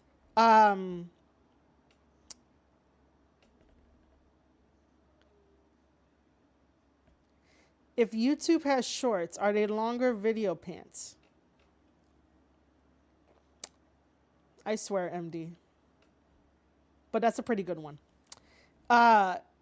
Jeff Cobb, as you know, is the muscle behind the United Empire. He is the tank, and he is fantastic.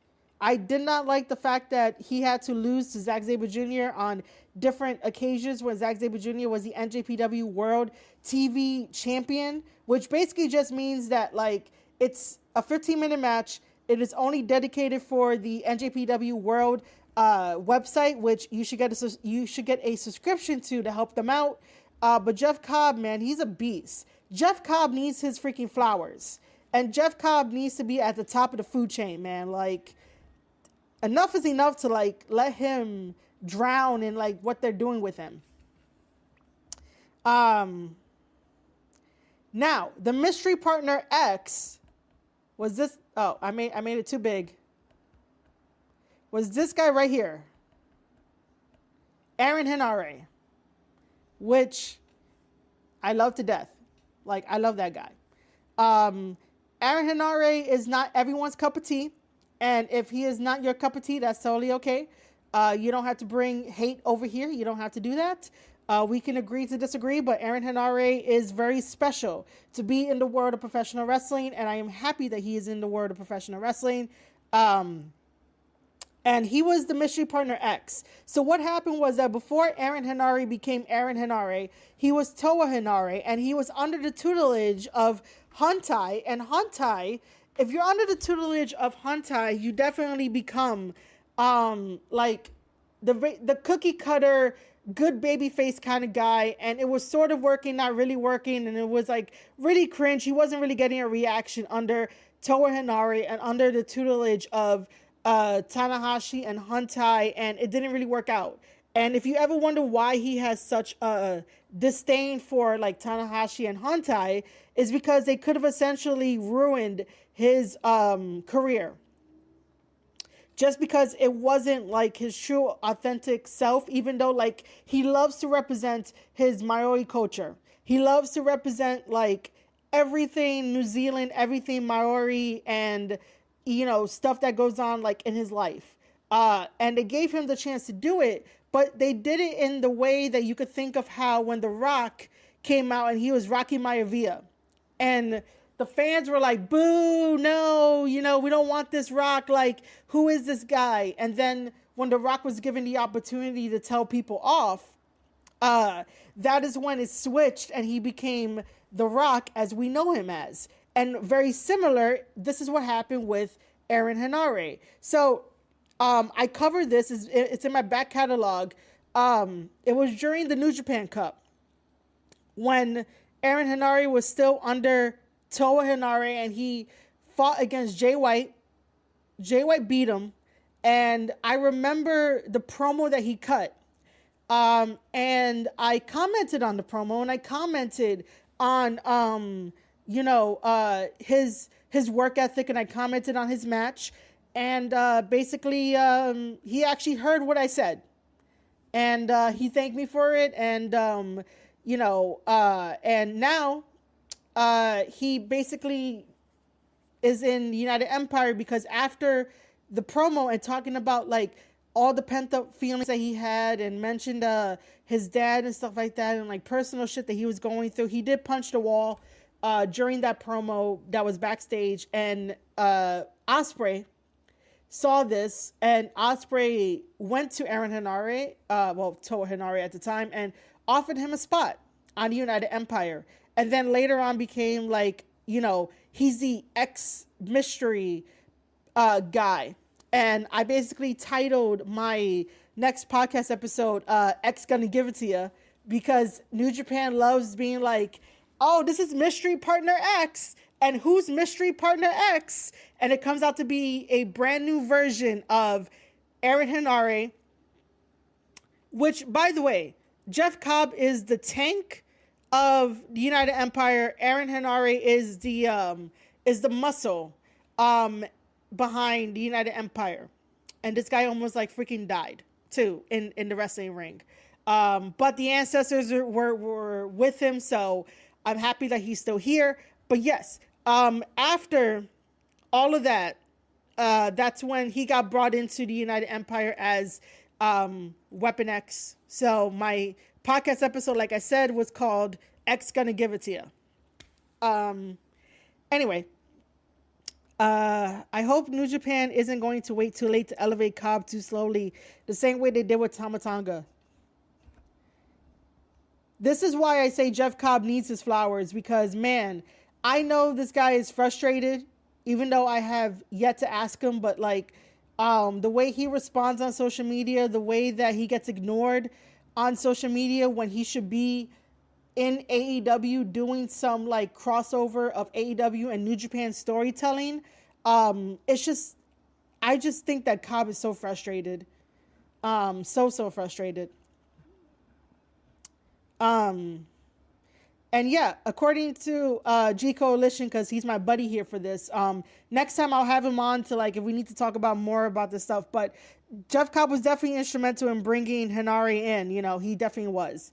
They need to close the Forbidden Door for a while. For years, they need to do that. So, I'm probably going to need G Coalition to help me out for the next one. Just because right after Hinari gets brought in, we do the World Tag League. I believe we do World Tag League. Or we do Super Junior. Because I know Aussie Open, the two guys you see in the back, Kyle Fletcher, the one with hair, and Mark Davis, the one that still has hair, they got brought in for World Tag League. Akira and TJP got brought in because of the Junior Tag League and also the Junior Division, because they're very good. And then Gideon Gray got brought in to be the mastermind, the guy that has so much money in the world that he brought everybody together to form the United Empire, and he is the true mastermind behind the United Empire. And the reason why they brought in Gideon Gray is not only a wrestler, but he's also a good manager. He is so good that I'm like, where the fuck has he been? He was brought in because Ospreay did not want the flowers for creating a faction that really helped elevate New Japan Pro Wrestling, help elevated these guys, and also help elevate like New Japan itself. Yeah, they had TJP out there. Like, yeah, dude.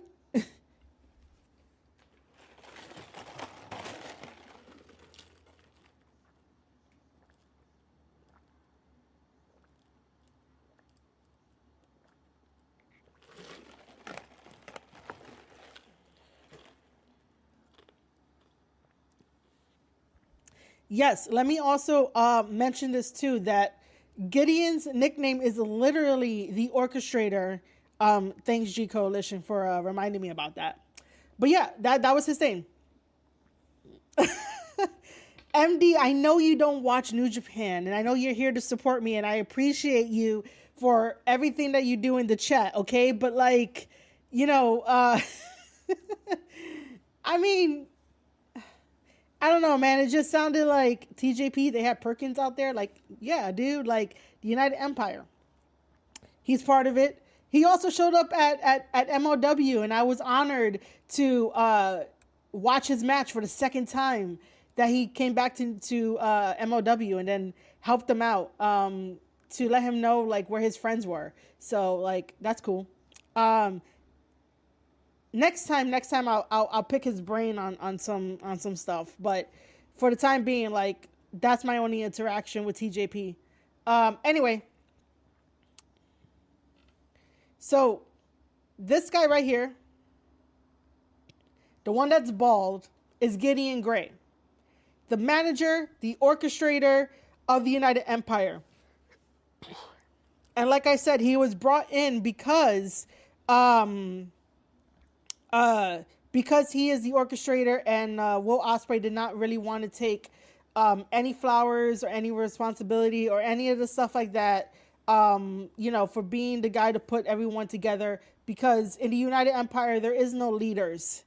That was and that still is the running like tagline, that there are no leaders in the United Empire. That's why it felt different. But it felt like everybody was on the same page.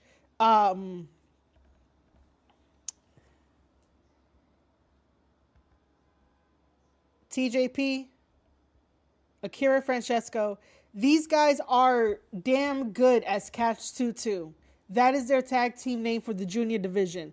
Catch 22 are damn good. And Akira reignited more passion and more fire for TJP for them to have some really good tag team moves. And they were dominating the junior tag team division. And it is so, man, it's so great. I was like, yo, I am reinvigorated to watch and to see how they grow in New Japan Pro Wrestling because of these two versus Clark Connors and Drilla Maloney and Kevin Knight and Kushida and who's the other ones?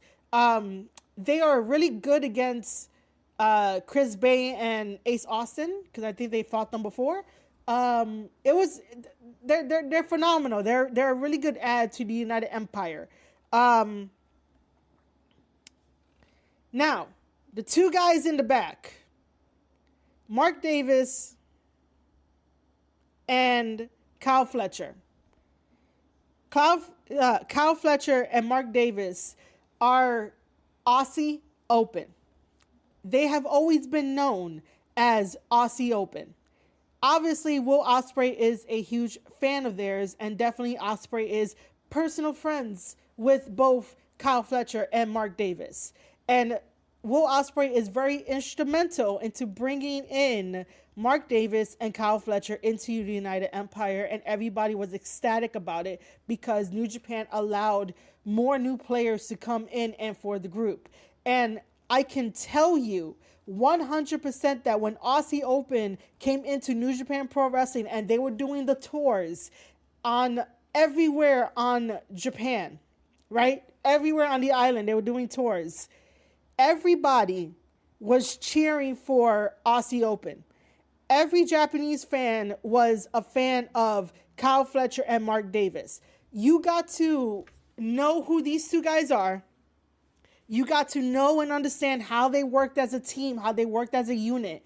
And they were really great in World Tag League. There's a really great match between Will Ospreay and Mark Davis that I covered. And their one-on-one match was phenomenal. Like, I really enjoy watching it. And it showed that Mark Davis can be a single star. The same way that Kyle Fletcher could be a single star.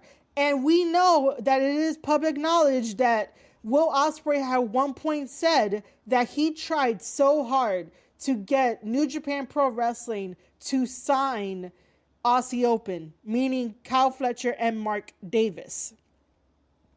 But I don't know how those conversations went between Ospreay and New Japan Pro Wrestling. But at the time, New Japan Pro Wrestling was holding back on signing certain wrestlers to their roster full time. So whether it was bad timing, whether it was taking too long, whether it was empty promises, obviously they were getting more opportunities elsewhere because whoever books them, you go and take the booking because you don't want to lose money for whatever you might need. But to just jump ship after everything that New Japan has given them a platform for kind of leaves a bad taste in my mouth, the way that it happened. And it's sort of one of those things of like, I get that probably Kyle was more scared because most wrestlers don't want to keep living out of a suitcase, which is totally fine. I understand that. Nobody really wants to live out of a suitcase. But at the same time, there are many different avenues of streams and skills that you can learn until you get that big bag from wherever you want. But the first person that throws money at your feet is the first place that you're going to go to. And then this is where we're at with AEW and not understanding the history and basically destroying shit. It just destroys shit. It really does. Because everybody knows that Aussie Open has always been Kyle Fletcher and Mark Davis. Now, when Mark Davis got injured, he got injured on his knee. Where, I don't know, I think it was like maybe the ACL, MCL. It's one of the very knee injuries that almost everybody gets in wrestling. And basically, he got injured. He was out for 2 years. My main issue is that if AEW knew that they were going to be doing a betrayal storyline between Kyle Fletcher and Will Ospreay, why not have Mark Davis, if he's going to be returning, why not have him make a video on social media about how disgusted he is with Kyle and doesn't recognize the brother that he once called a brother for Aussie Open, because they were Aussie Open before they joined the United Empire. So why not make a social media video saying that he is disgusted with the way that Kyle has turned out to be, and that he'll see him in like 2 weeks, so that way you can prepare the audience to remember who Mark Davis is. Because for the past 2 years, Kyle Fletcher has been doing his own thing. Yes, he reunited with Ospreay, but that does not mean that he reunited with the United Empire. There has been no fundamental foundation established if the United Empire is still going to be in AEW. However, as I say that, because the night of Kyle Fletcher jumping ship, grabbing the microphone, telling the story, and saying that they have signed with AEW, and nobody in the group knew this was going to happen. I know that for a fact. Nobody in the group knew that this was going to happen. The Great Khan automatically had to go online and save face by saying that, oh, don't worry, guys. Don't worry, wrestling fans. The United Empire is just expanding into other territories, into other promotions. When someone like me and other true New Japan fans know that it's utter bullshit, but we have to play along with the kayfabe that the Great Khan had tweeted that out, because they had to save face. Because again, nobody had a conversation about this, and to me, it just felt like he jumped ship because he was worried. And I get that. You could be worried as a wrestler. You could be worried as a regular person. You could be worried as a 9-to-5, or working person, right? But there are ways to sort of like talk through that worriness and not be as worried and then mess everything up. So that is what happened. And that is what I don't like about AEW, is that they want to try and latch on to New Japan Pro Wrestling, try to start something that is not there and try to force it to work and try to rewrite history by saying that Ospreay is selfish, by saying that Ospreay didn't care, that Ospreay only wanted them to boost himself up. And that's not even the fucking case. There might be like little instances here and there where like Ospreay's ego might come into play, but like selfishness, no. He got Gideon Gray to be the orchestrator and to tell the fans, oh no, he's the one that is behind everything, not me. It's not me, guys. It's Gideon Gray. What selfish person or narcissistic person would do that for a group like the United Empire? Huh? And so yeah, thank you guys for bringing me up to 14 likes on this live stream. I hope that you guys are learning something from this. If you are, let me know in chat, and hit that like button, send it out, share it out. But yeah, G Coalition comes in with United Empire expanding is fine. I agree with that. If they wanted the United Empire to expand, that's totally cool. And could have worked as the story. It could have. But again, much finer execution, oversight, and teamwork was required for it to truly work. Exactly.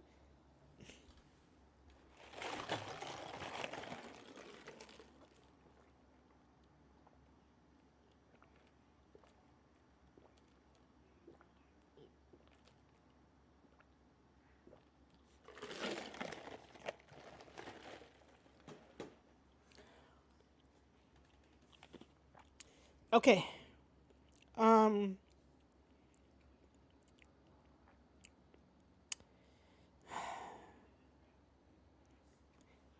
All right, so I'm going to pause here. Does anybody have any questions? If you are a first-time viewer, first-time listener, you guys can drop questions in the chat. You guys can drop questions in the in the comment section, if you're watching this on the VOD, if you're listening and or watching this on Spotify now has comments available. So any questions, you guys can drop it in, because for some reason over on Twitter, every AEW and New Japan fan want to tell me how it is, but don't want to show up to my live streams to like really have this conversation with me.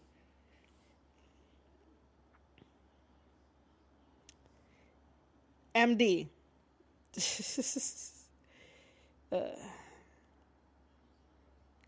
Listen, man, I chose yellow because I needed you guys to see this. They want drive-by arguments, not discussions. They all stink. Yeah, I know they want the drive-by arguments, which I never thought about it that way. See, this is why like I love the people that are here, because I'm like, oh, I didn't think about it that way. Drive-by arguments, yes. Do you think AEW sucks when it comes to booking people for New Japan? Yes. Yes. By the way, the second half of this, I guess the second half of this, but I will be, talking about how, stories could have been made. Let me see if I want to get some stuff from Twitter. What is AEW actually good at besides making me mad? Now, MD came in with a amazing discussion question. It's the best form of indie on TV that we know of. That's a really good answer for that. What is AEW actually good at besides making me mad? That is a very good question to ask the IWC. But I sit here and I'm actually trying to think about what is actually good about AEW. The first thing that I want to say is that it does give wrestlers jobs, and it does give wrestlers money to live from, which we can all agree that is a good thing. However, if you don't know how to utilize the big roster that you have, it's not going to go well. It's going to look very, very bad. What do I think about TJP? TJP is cool. He's a cool guy. I love watching him wrestle. I really do. I love watching him wrestle. Yeah, he's a really good guy. From like the one cool interaction I have with him, he's cool. But back to that question about like, what is AEW actually good at? You know what I'm gonna do? I'm gonna put it in my notes thing. What is AEW actually good at besides making me mad? Okay, so I have that.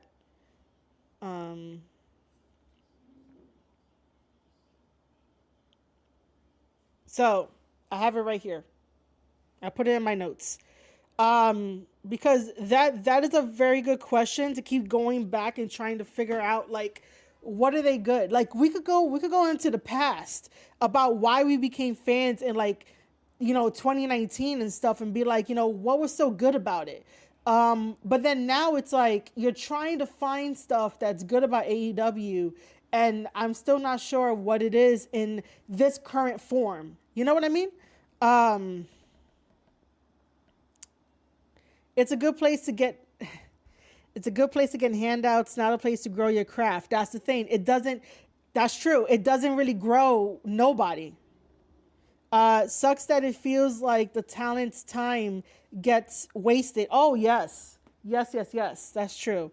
But it's a smart way to secure funds for the future of your career. However, most wrestlers don't know how to invest. And if wrestlers knew how to invest and grow their money in a very passive way, they'll be good.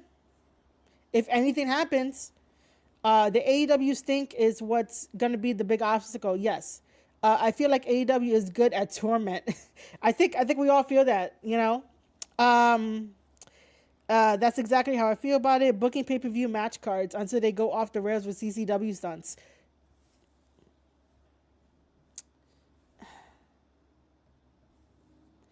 I agree with that to a degree. I might have to one day put like any feelings aside and like look at two different match cards from like 2019 and then like current or something like that. What was so good about AEW? It wasn't WWE, and now that WWE is good, what legs do they have to stand on? They're struggling, dude. They're struggling. That's all I can say. They really don't have the legs to really stand on at this moment. I mean, come on. I didn't want to bring it up, but this is what I thought about. Like, Chris Jericho is the Ring of Honor champion. Or is he TV champion? He's holding a Ring of Honor belt. And apparently, according to Uncle Dave, they're going to use that as leverage to get Ring of Honor on TV. Why would you use Jericho, of all people, to use it as leverage? Oh, he's ROH champion? Like, why would you use that as leverage? Like, isn't Ring of Honor supposed to be meant for like the younger guys as well? AEW is good for making memes. Yeah, it is. AEW standing on newborn Bambi legs. Nah, man, they're standing on old legs. They've been talking about ROH TV deal for like 3 years. Just show me the baby. Yeah. That's totally right. Okay, so getting back to the United Empire thing, right? Before we do that, Jericho is a name that someone might recognize, except that time no one knew who he was and was like, oh my God, I thought he was... What? Wow. I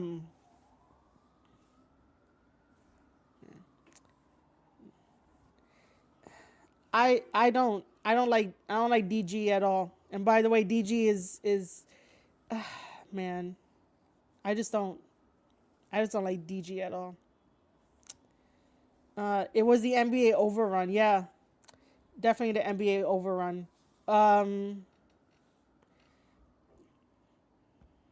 Anyway, I only put the paint thing down because like I wanted to see some stuff. So is Chris Jericho? So Chris Jericho's Kevin Nash probably. Okay. Back to the United Empire, because if no one new has like any good questions that might need some clarification on stuff, I still did not do what I wanted to do, which is I should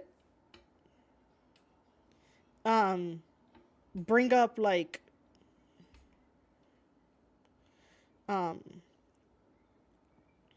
my Twitter and shit like that, but I'll read it from here.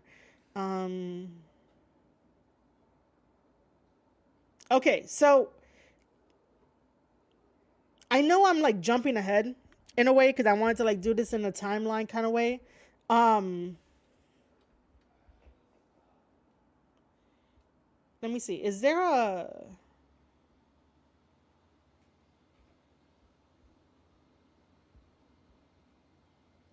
How do I make it bigger? No, that's not. Oh, that's not. So the eraser is the eraser, but I can't like take out the circles? Is that what it is?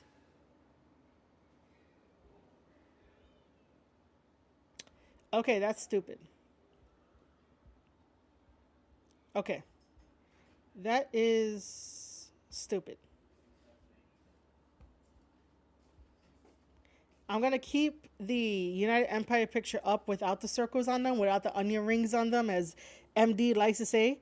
But I wanted to try to do this in like a timeline kind of fashion. But I'm not going to do that. So this here, right? This interaction here, where it is Mark Davis and Kyle Fletcher and whatnot, and the caption says "United no more," right?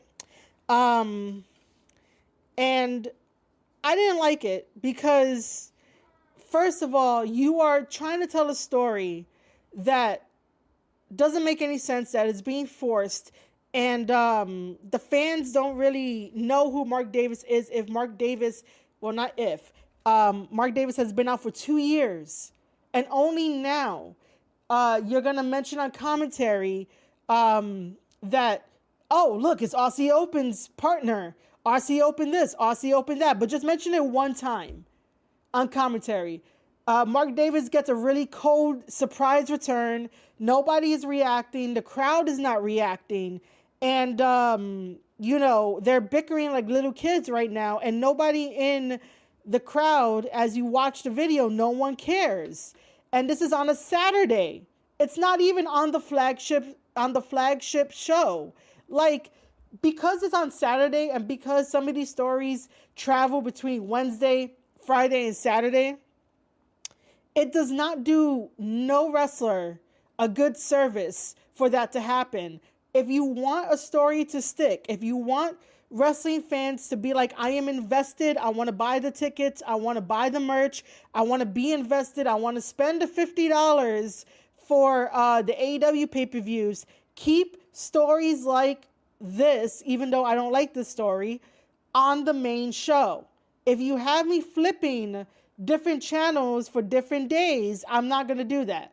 I'm already ingrained with it with like Raw and SmackDown, but Raw and SmackDown are telling me two different stories with their roster. And NXT is telling me a different story with their roster, which, by the way, I know I do say that like I shouldn't use the but WWE thing, but again, that supports my talking point for like, don't have one story such as the United Empire or any of the other ones go from Wednesday to a Friday to a Saturday. Don't do that. Your main show is on a Wednesday. Your network television is mainly gets renewed because of Wednesday, because of AEW Dynamite. They don't really renew you because of Saturday and Sunday, because Saturday and Sunday, not Saturday and Sunday, Friday and Saturday, because the ratings are so bad. But the flagship show is Dynamite, so that's why the network ends up being like, oh, we're going to renew you. Right? So I don't like that. So I said, AEW is forcing a story that isn't getting over well because the story doesn't start on the right path. There is nothing from New Japan Pro Wrestling that can tie this story of Kyle Fletcher being upset with Ospreay and not giving a shit about his partner from Aussie Open. And again, nothing was established. If proper story structure was established once Kyle Fletcher left New Japan Pro Wrestling, and once Kyle Fletcher was going to be out for so long, there should have been a statement being like, hey, I don't know when my brother is going to come back to Aussie Open, but now I have to do things my way, and I am under the Don Callis family. That should have broken everything. And Ospreay should have never been involved. Ospreay should have never been part of it. Kyle Fletcher wants to be his own person. But no, AEW has this fixation and think that stories like I'm trapped in your shadow. I'm like second best to the best person there.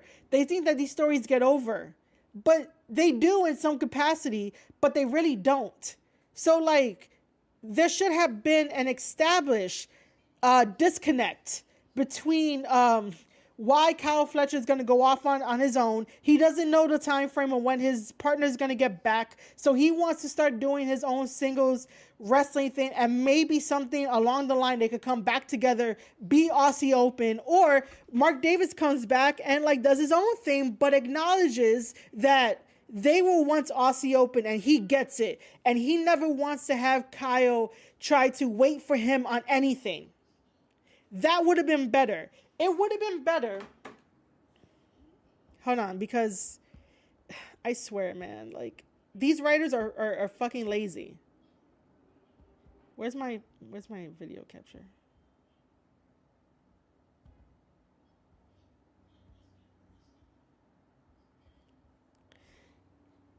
It would have been better if during the 2 years, or maybe a year and a half, right, where Kyle Fletcher would have got on the mic and be like, you know, I'm finding so much success as a singles competitor in the Don Callis family, and the Don Callis family makes a lot of sense to me because for so long I've been such a very good guy in the world of wrestling. I followed everybody to the T. I did what I had to do.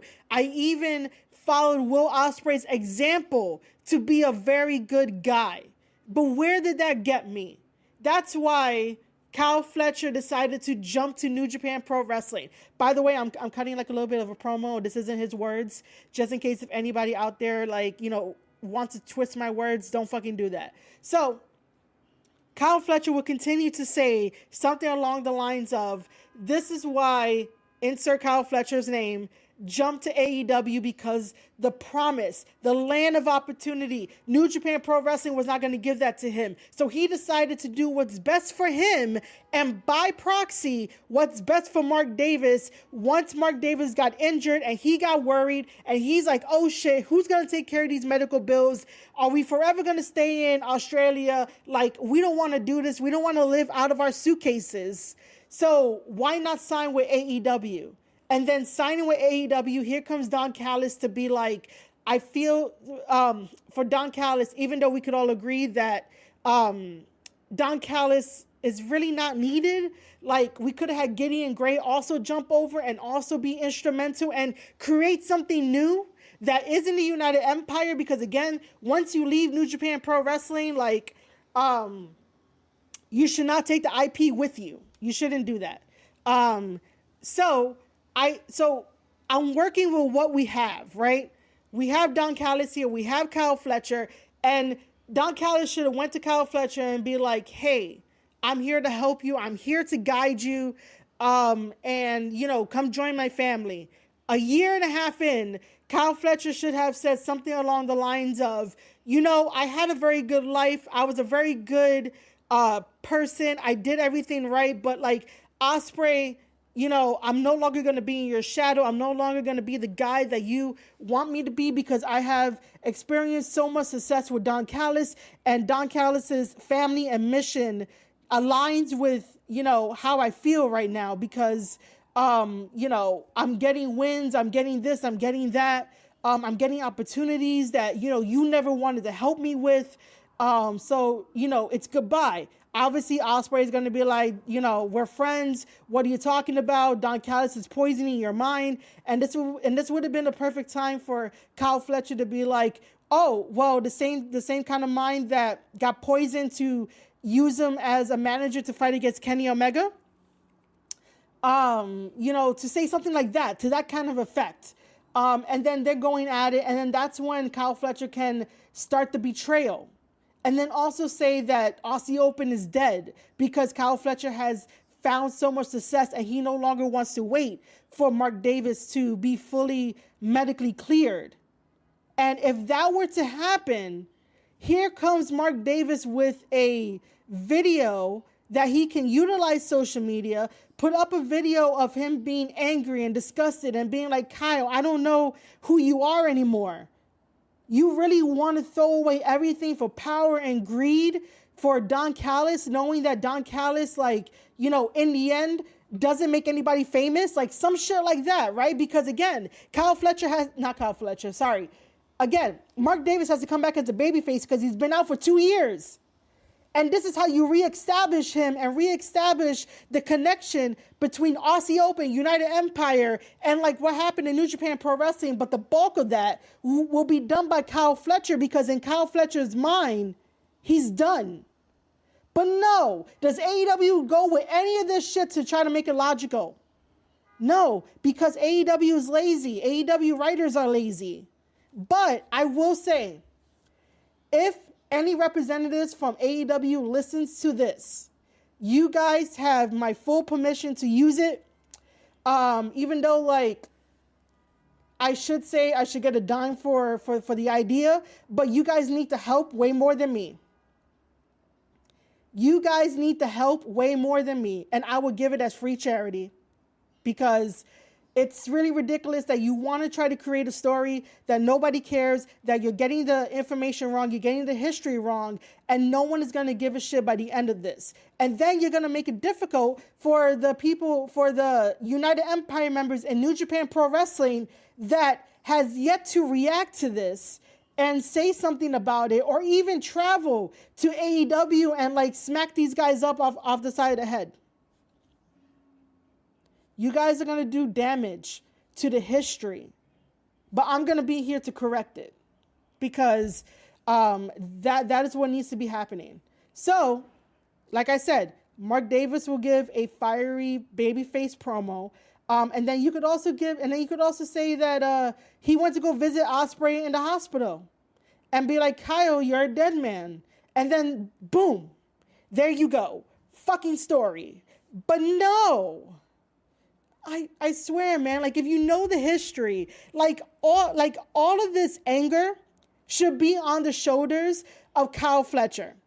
It should be, because it feels like he's been holding this for so long, and you want to capitalize on that. You want to direct a wrestler that, if he has all this burden on him, you want to direct him to be like, look, these are the talking points. The talking points is that, like, you know, Don Callis has done more for you than Ospreay, because Ospreay couldn't even get you a signed contract with New Japan, even though he tried, and he said he tried. But I, as the fan, have to take it at face value that Ospreay tried, right? But you know the personal history, because obviously he was there, the conversations were there. But if you want to make it like personal, which is the best way to create money, sometimes making stuff personal is the best way to sell tickets. It's the best way to sell merchandise, sell money, get people invested, if it gets personal. But no, are they doing anything personal? No, they're not. We had a really bad promo by Kyle Fletcher, which I really broke down and really got angry about. We have Mark Davis showing up in a very cold surprise. And by the way, AEW does this all the fucking time. They do cold surprises. They do cold promos. They do cold openings. The fans do not react to how they're supposed to react. The fans are just there like, sitting there, because AEW fans don't understand what's happening. But yet AEW fans on Twitter would definitely tell me and tell other people that, if you want to be spoon-fed stories, go to WWE. Why do you think that myself and other commentators, and even the people that show up in my chat during these live streams, why do you think that we can have a conversation about the bloodline? Why do you think we can have a conversation about Liv Morgan, Rhea Ripley, Raquel Rodriguez, Tiffany Stratton, Nia Jax? Why we can have a conversation about Bianca Belair, Jade, Lash Legend, Jakara Jackson, Chelsea Green, Piper Niven, Naomi Bailey? Like, why do you think we can have that conversation? It's not because WWE feeds us this information on a spoon. It's not because of that. It's because it is logical. Yes, do they have faults? Every single storytelling aspect is going to have some type of faults, but it's not going to be, to the point where it is illogical like AEW. So you guys on Twitter and online need to stop telling that to fans that want more than just matches. Matches do not tell stories. For the outside storytelling of the story you're trying to tell. I know that's a little confusing. Let me break it down. In a wrestling match, wrestlers who are indie have forgotten how to tell a wrestling story that is in the ring. They forgot it. And it's very evident in AEW. They forgot the lost art form of how to tell a story in the ring. So, you can tell a story inside the ring, but AEW people have forgot how to do that. But a regular match, such as Kyle Fletcher versus Commander, does not help with progressing a angry story that Kyle Fletcher has a problem with. It does not push it. It doesn't do anything. All it does is it just gives another win, another match. What are you doing? It doesn't make any sense. By the way, fighting Commander is not going to tell Will Ospreay or the AEW fans that Kyle Fletcher is different from Will Ospreay.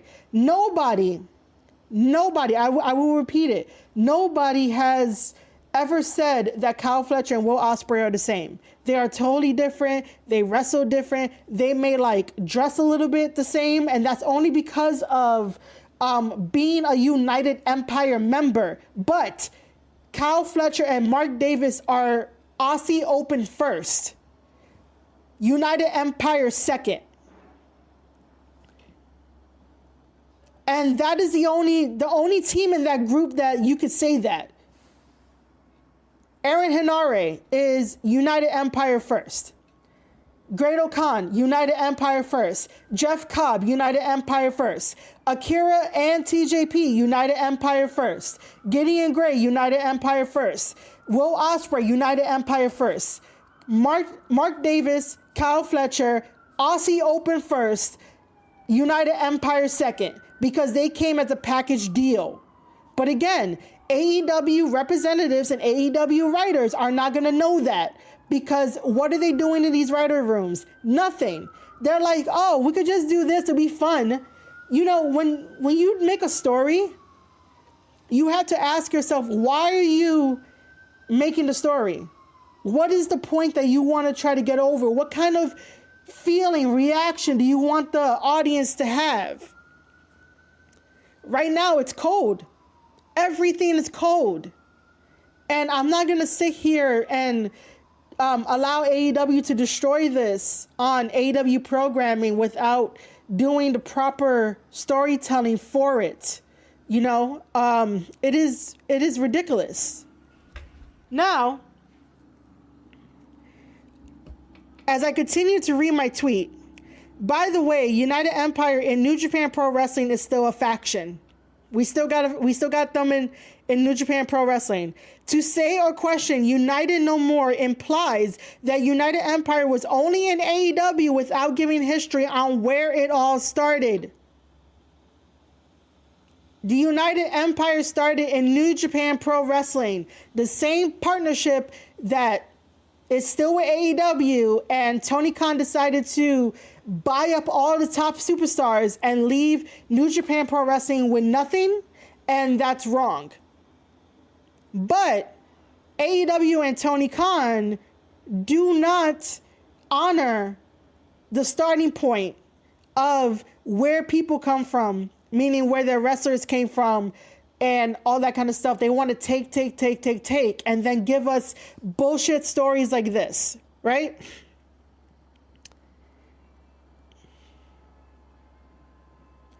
And what I don't like is that it's been 2 years. And if you knew that Kyle Fletcher was going to betray Ospreay, you could have gotten the fans ready for Mark Davis to return. So that way the fans can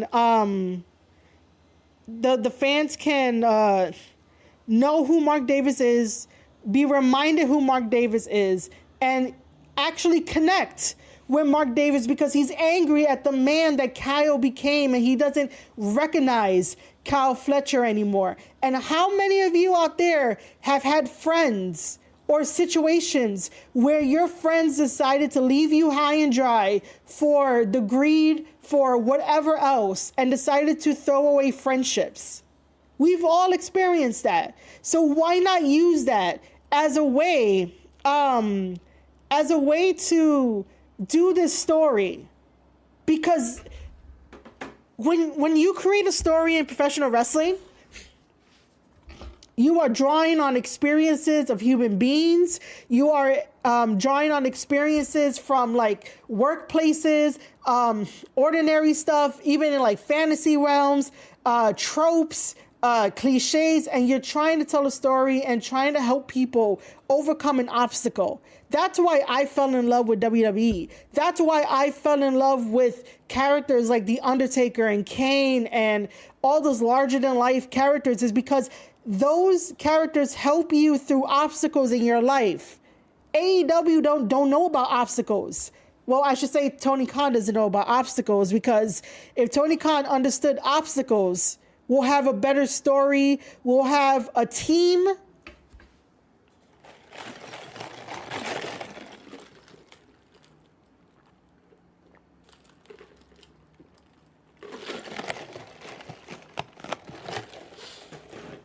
I gotta stay hydrated, guys. As I say all this shit to you guys. If Tony Khan really understood about struggles and about obstacles and about like basic human stuff that we go through on a daily basis, he will have a team to delegate for writing. He'll have a showrunner. He'll have everything in place that WWE has as a corporation, but, you know, to bypass any kind of, I don't want to say laws, but to bypass any kind of similar situations to WWE, he keeps it as a LLC for limited liability purposes, and not become a publicly traded company.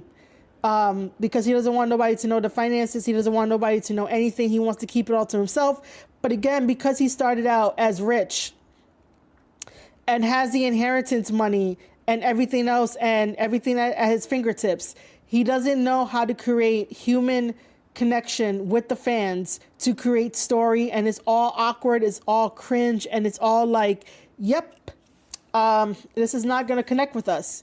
At one point, AEW was able to connect with the fans, but after the bullshit and after wrong decisions, it's like not even connecting, not even on a personal level or a personable level. You know, there's a reason why like we always fall in love with the WWE characters, and we're always cheering them on, and we're always like, "Yo, this is wrong." Well, not really, this is wrong, but like, you know, we're cheering them on because we care.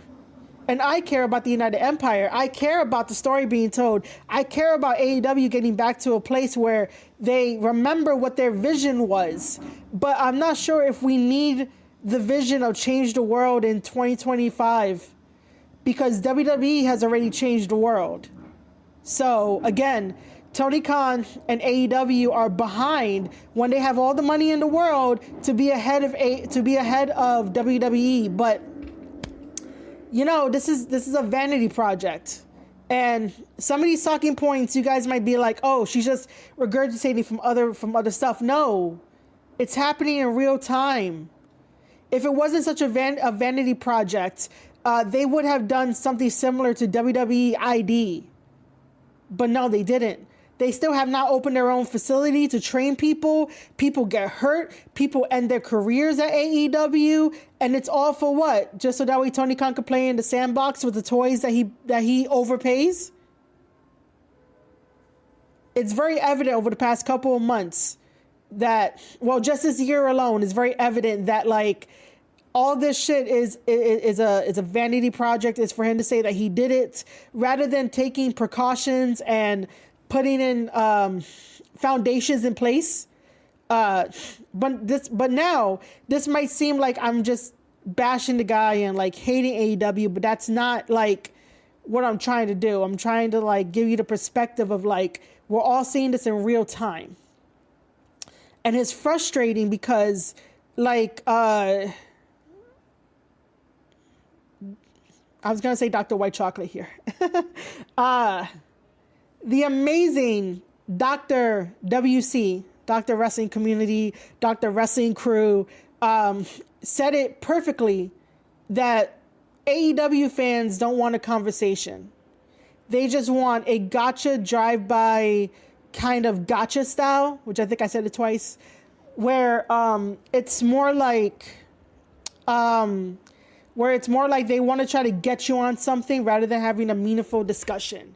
So again, if AEW knew that Mark Davis was coming back, Mark Davis could utilize social media. How is it that WWE can utilize social media to push stories and make WrestleMania 40 the biggest WrestleMania there is by the use of social media and The Rock capitalizing on it?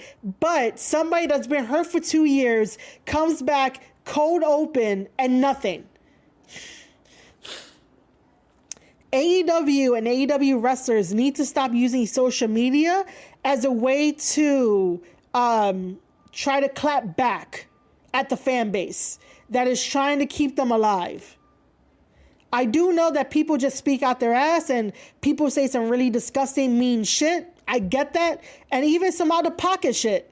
But if you are an AEW wrestler and you are utilizing social media to clap back at people, you're not using social media right. You are supposed to grow as a performer and get more money in and get more royalties in. But no, you're spending time clapping back at people. And it's like, if you have time for that, you have time to create a little mini video and say that, Kyle, I don't know who you became, sir, but I don't like it.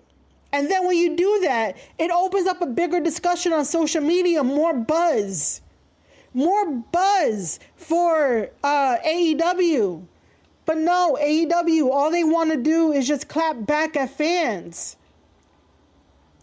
Like, it is annoying because AEW wants to tell stories at the same time putting on wrestling, but at the same time biting themselves in the foot because they clap back at wrestling fans, but still tell wrestling fans to watch and buy the pay-per-view, but still yell at them.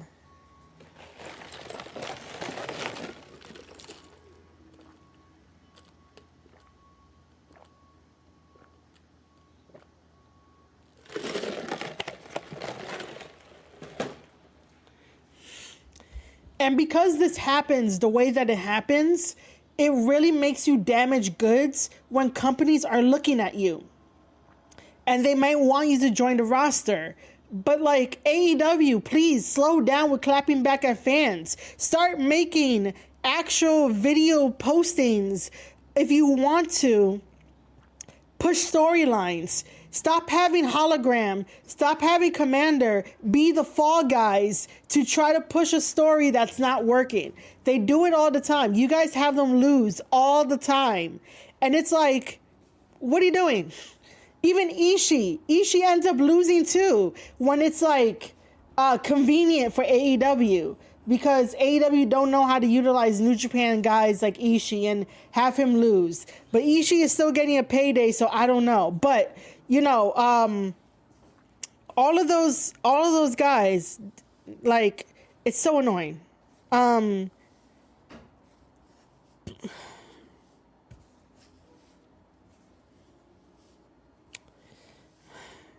If anybody has any questions, comments, concerns, drop them in chat. I will read them. George, what's up? Thank you for joining the chat and the stream. Mike, what's up? Thank you for joining the chat and the stream. I just want to say thank you guys for listening. Thank you guys for understanding. Again, any comments, I will be reading them. I will be responding to them. They probably did send him back to Mexico, dude. They probably did. So I gave the history of the United Empire. I'm trying to find my other tweets because, again, this one guy blocked me because I was explaining to him how, like, they're Aussie Open first, United Empire second, and he was really trying to go at me about, like, oh, the story is about, Mark Davis. And I'm like, that's not the point. The point is that it's Aussie Open first, United Empire second. AEW forgets how this shit works.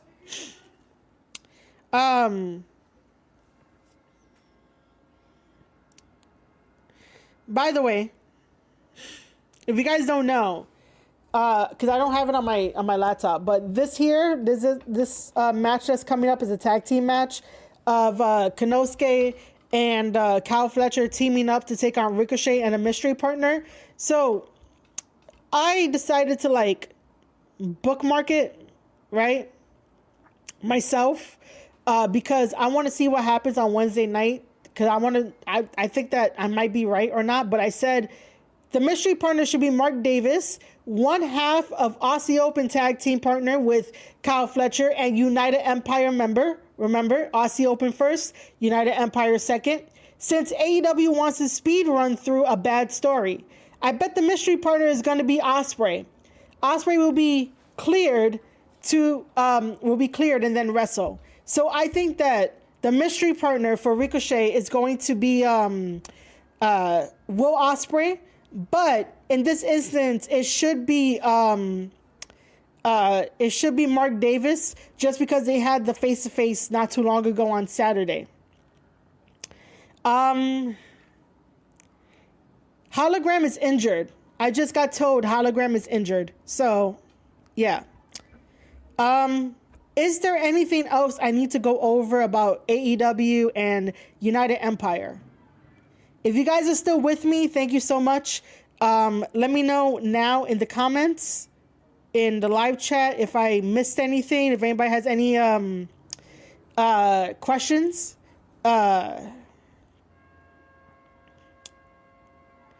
I think that I summed up everything perfectly until we have to come back here and do another state of the AEW, which is about the United Empire, which I should talk about the round table that I want to do very quickly, but I'm going to leave it up to anybody in chat that wants me to go over anything before I talk about the state of AEW roundtable.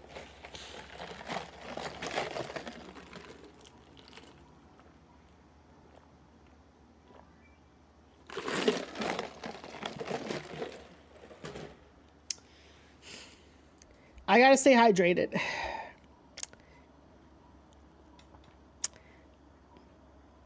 No. No. No. It is a round table, MD. Fact is, if any of our dads were Shadcom, more than likely we would all be like Tony. It's just the money. You then need to surround yourself with people that know how to relate to life. Tony does not. Yep. Secret opponent would be the New York Giants. That's funny. Okay. I feel TK is trying to copy the Bloodline storyline with the United Empire. How so? I want to know. I'm intrigued. How is he trying to copy the Bloodline storyline with the United Empire? Tony was handed cheat codes without knowing how to use them. Yep.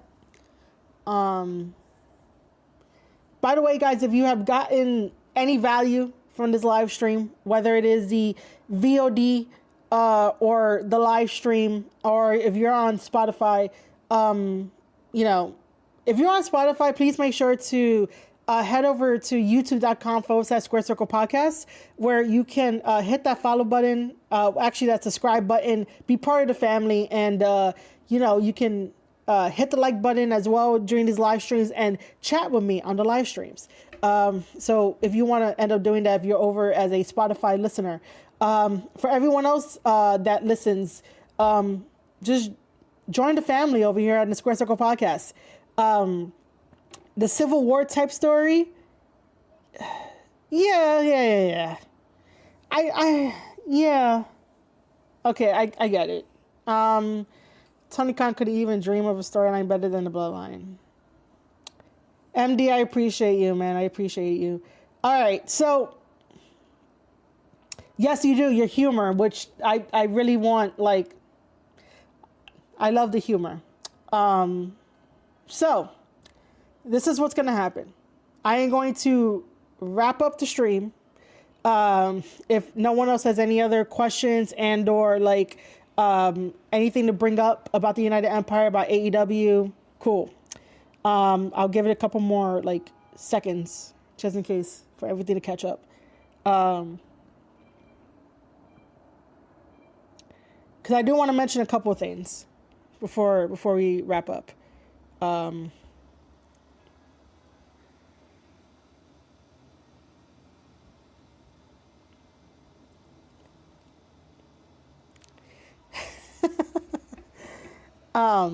Okay, so as you know, I have been talking for a while about the AEW roundtable like discussion, which is still going to be happening. I do want to say thank you guys for giving me like at least time to think about it and whatnot, because I don't want it to just be some ordinary like roundtable where you get on the panel, you ask a bunch of questions. Like, no, I want it to be like a conversation in a way, but I want categories, right?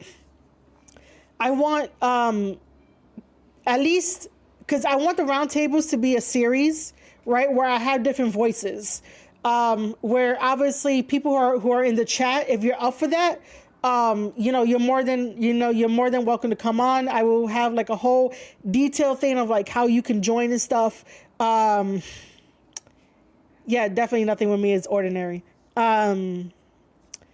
But like, if MD wanted to say something or G Coalition wanted to say something, I know that like,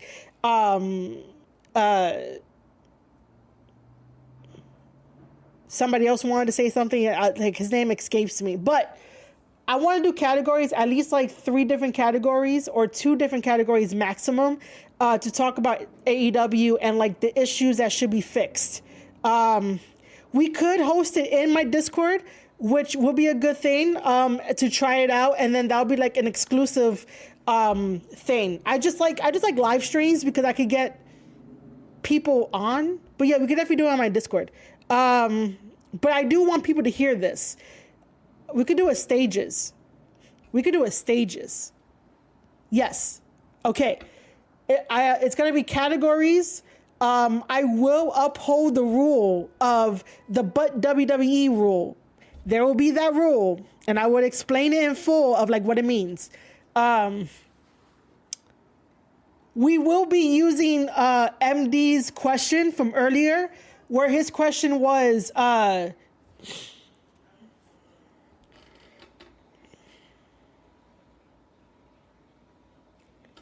yeah, dude, don't worry. I know how to do that. I know how to record in Discord. I have Craig in there, and then we could put it out later. That'd be a very good idea. We should do that. Yeah, we're gonna do that.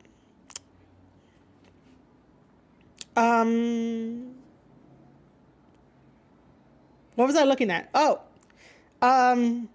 we are definitely going to have MD's question on this like roundtable, which is what is AEW actually good at besides making me mad? So yeah, we're definitely gonna have MD's question there. Like that is a damn good question that can help the roundtable out. It could definitely help out, AEW, whether they want to hear it or not.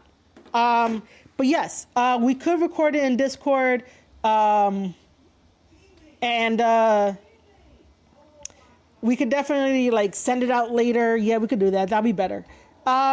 So if you want to join the Discord,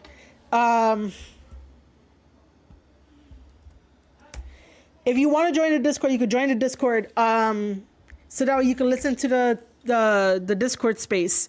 Yeah.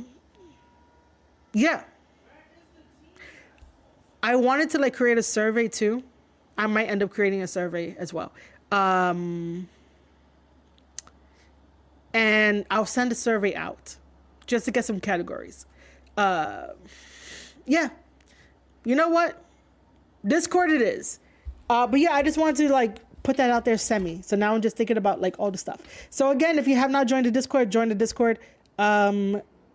Why does TK think he can just destroy New Japan? Because that's what he is doing, in my opinion, taking all the good talent and barely giving back. That's exactly what I've been saying for the whole entire time.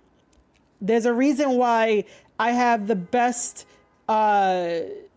going video called the AEW and New Japan Pro Wrestling Partnership. AEW is great at having tech issues during the show. Yeah, I guess so. Yeah. All right, guys, listen.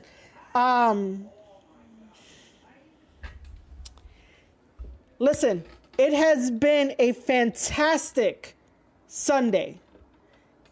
Like me sharing my Sunday with you guys, it's been fucking fantastic. Okay? Thank you guys so much for hitting that like button. Thank you guys for showing up and being in chat. Thank you to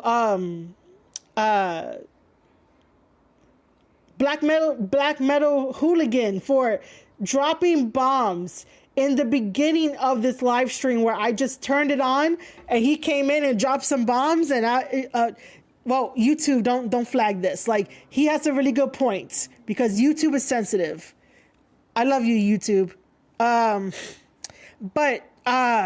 Yeah, so he came in, dropped some like really good shit, and since then we've been on a very, very, very, very good momentum. I could definitely say that we are getting closer and closer to YouTube partner. I cannot wait until we get to YouTube partner. I really appreciate you guys so much. I really do. I will always use my voice to talk about the United Empire, talk about wrestling. If wrestling needs to be fixed, I will talk about it. If it doesn't need to be fixed, we could celebrate it. Wrestling is supposed to be enjoyable. Yeah. So I really don't know how these endings work anymore. I really don't. I really, really, really don't. MD, I appreciate that, man. I appreciate that. It is a W stream for me. W roundtables. Roundtables, yeah, will take place in the Discord. I will choose people to have different perspectives, and then people can hear it after it's done recording. And I just want AEW to succeed. That's all. I just want AEW to succeed. I want wrestling to succeed. And I don't think that's a bad asking point. Like, it really isn't. So yeah, by the way, thank you guys for showing up on a Sunday, spending time with me, hearing my passionate talk, hearing how I would have changed the whole entire script on Kyle Fletcher, Mark Davis, and Will Ospreay. I don't know if AEW is going to listen to this. If you guys can, share it out to AEW. Let them, let's make some noise. If you truly care about professional wrestling, like you guys say you do, and you know who I'm talking about, let's make some noise together. Let's change the industry. Let's make sure that like AEW gets to be better. Because if you guys really truly want AEW around, this is the start. This is the way to go. Tell them, hey, these stories need to be more logical. You got to hire guys with experience. Again, I have a creative writing degree and a publishing certificate. Just saying. Make some noise for that. For everybody that has been in chat with me the whole entire time, I would give you guys all individual love, but I love you guys equally. Thank you for being here. Thank you for making this amazing. And just so you know, in the upcoming days, I'm not sure if there's going to be any more like live streams. I have a project to work on. I have the roundtable to work on with you guys. And then this might end up being like just some mini videos. Who knows? But again, join the Discord and you'll get to know before anyone is up, before anyone else. Hit that like button, hit that subscribe button, and I'll see you guys later. I'll see chat later. Just know you have been listening to a live stream version of the Square Circle podcast with yours truly, Marie Shadows. And I highly appreciate each and every single one of you guys. And I'll see you guys on the next one.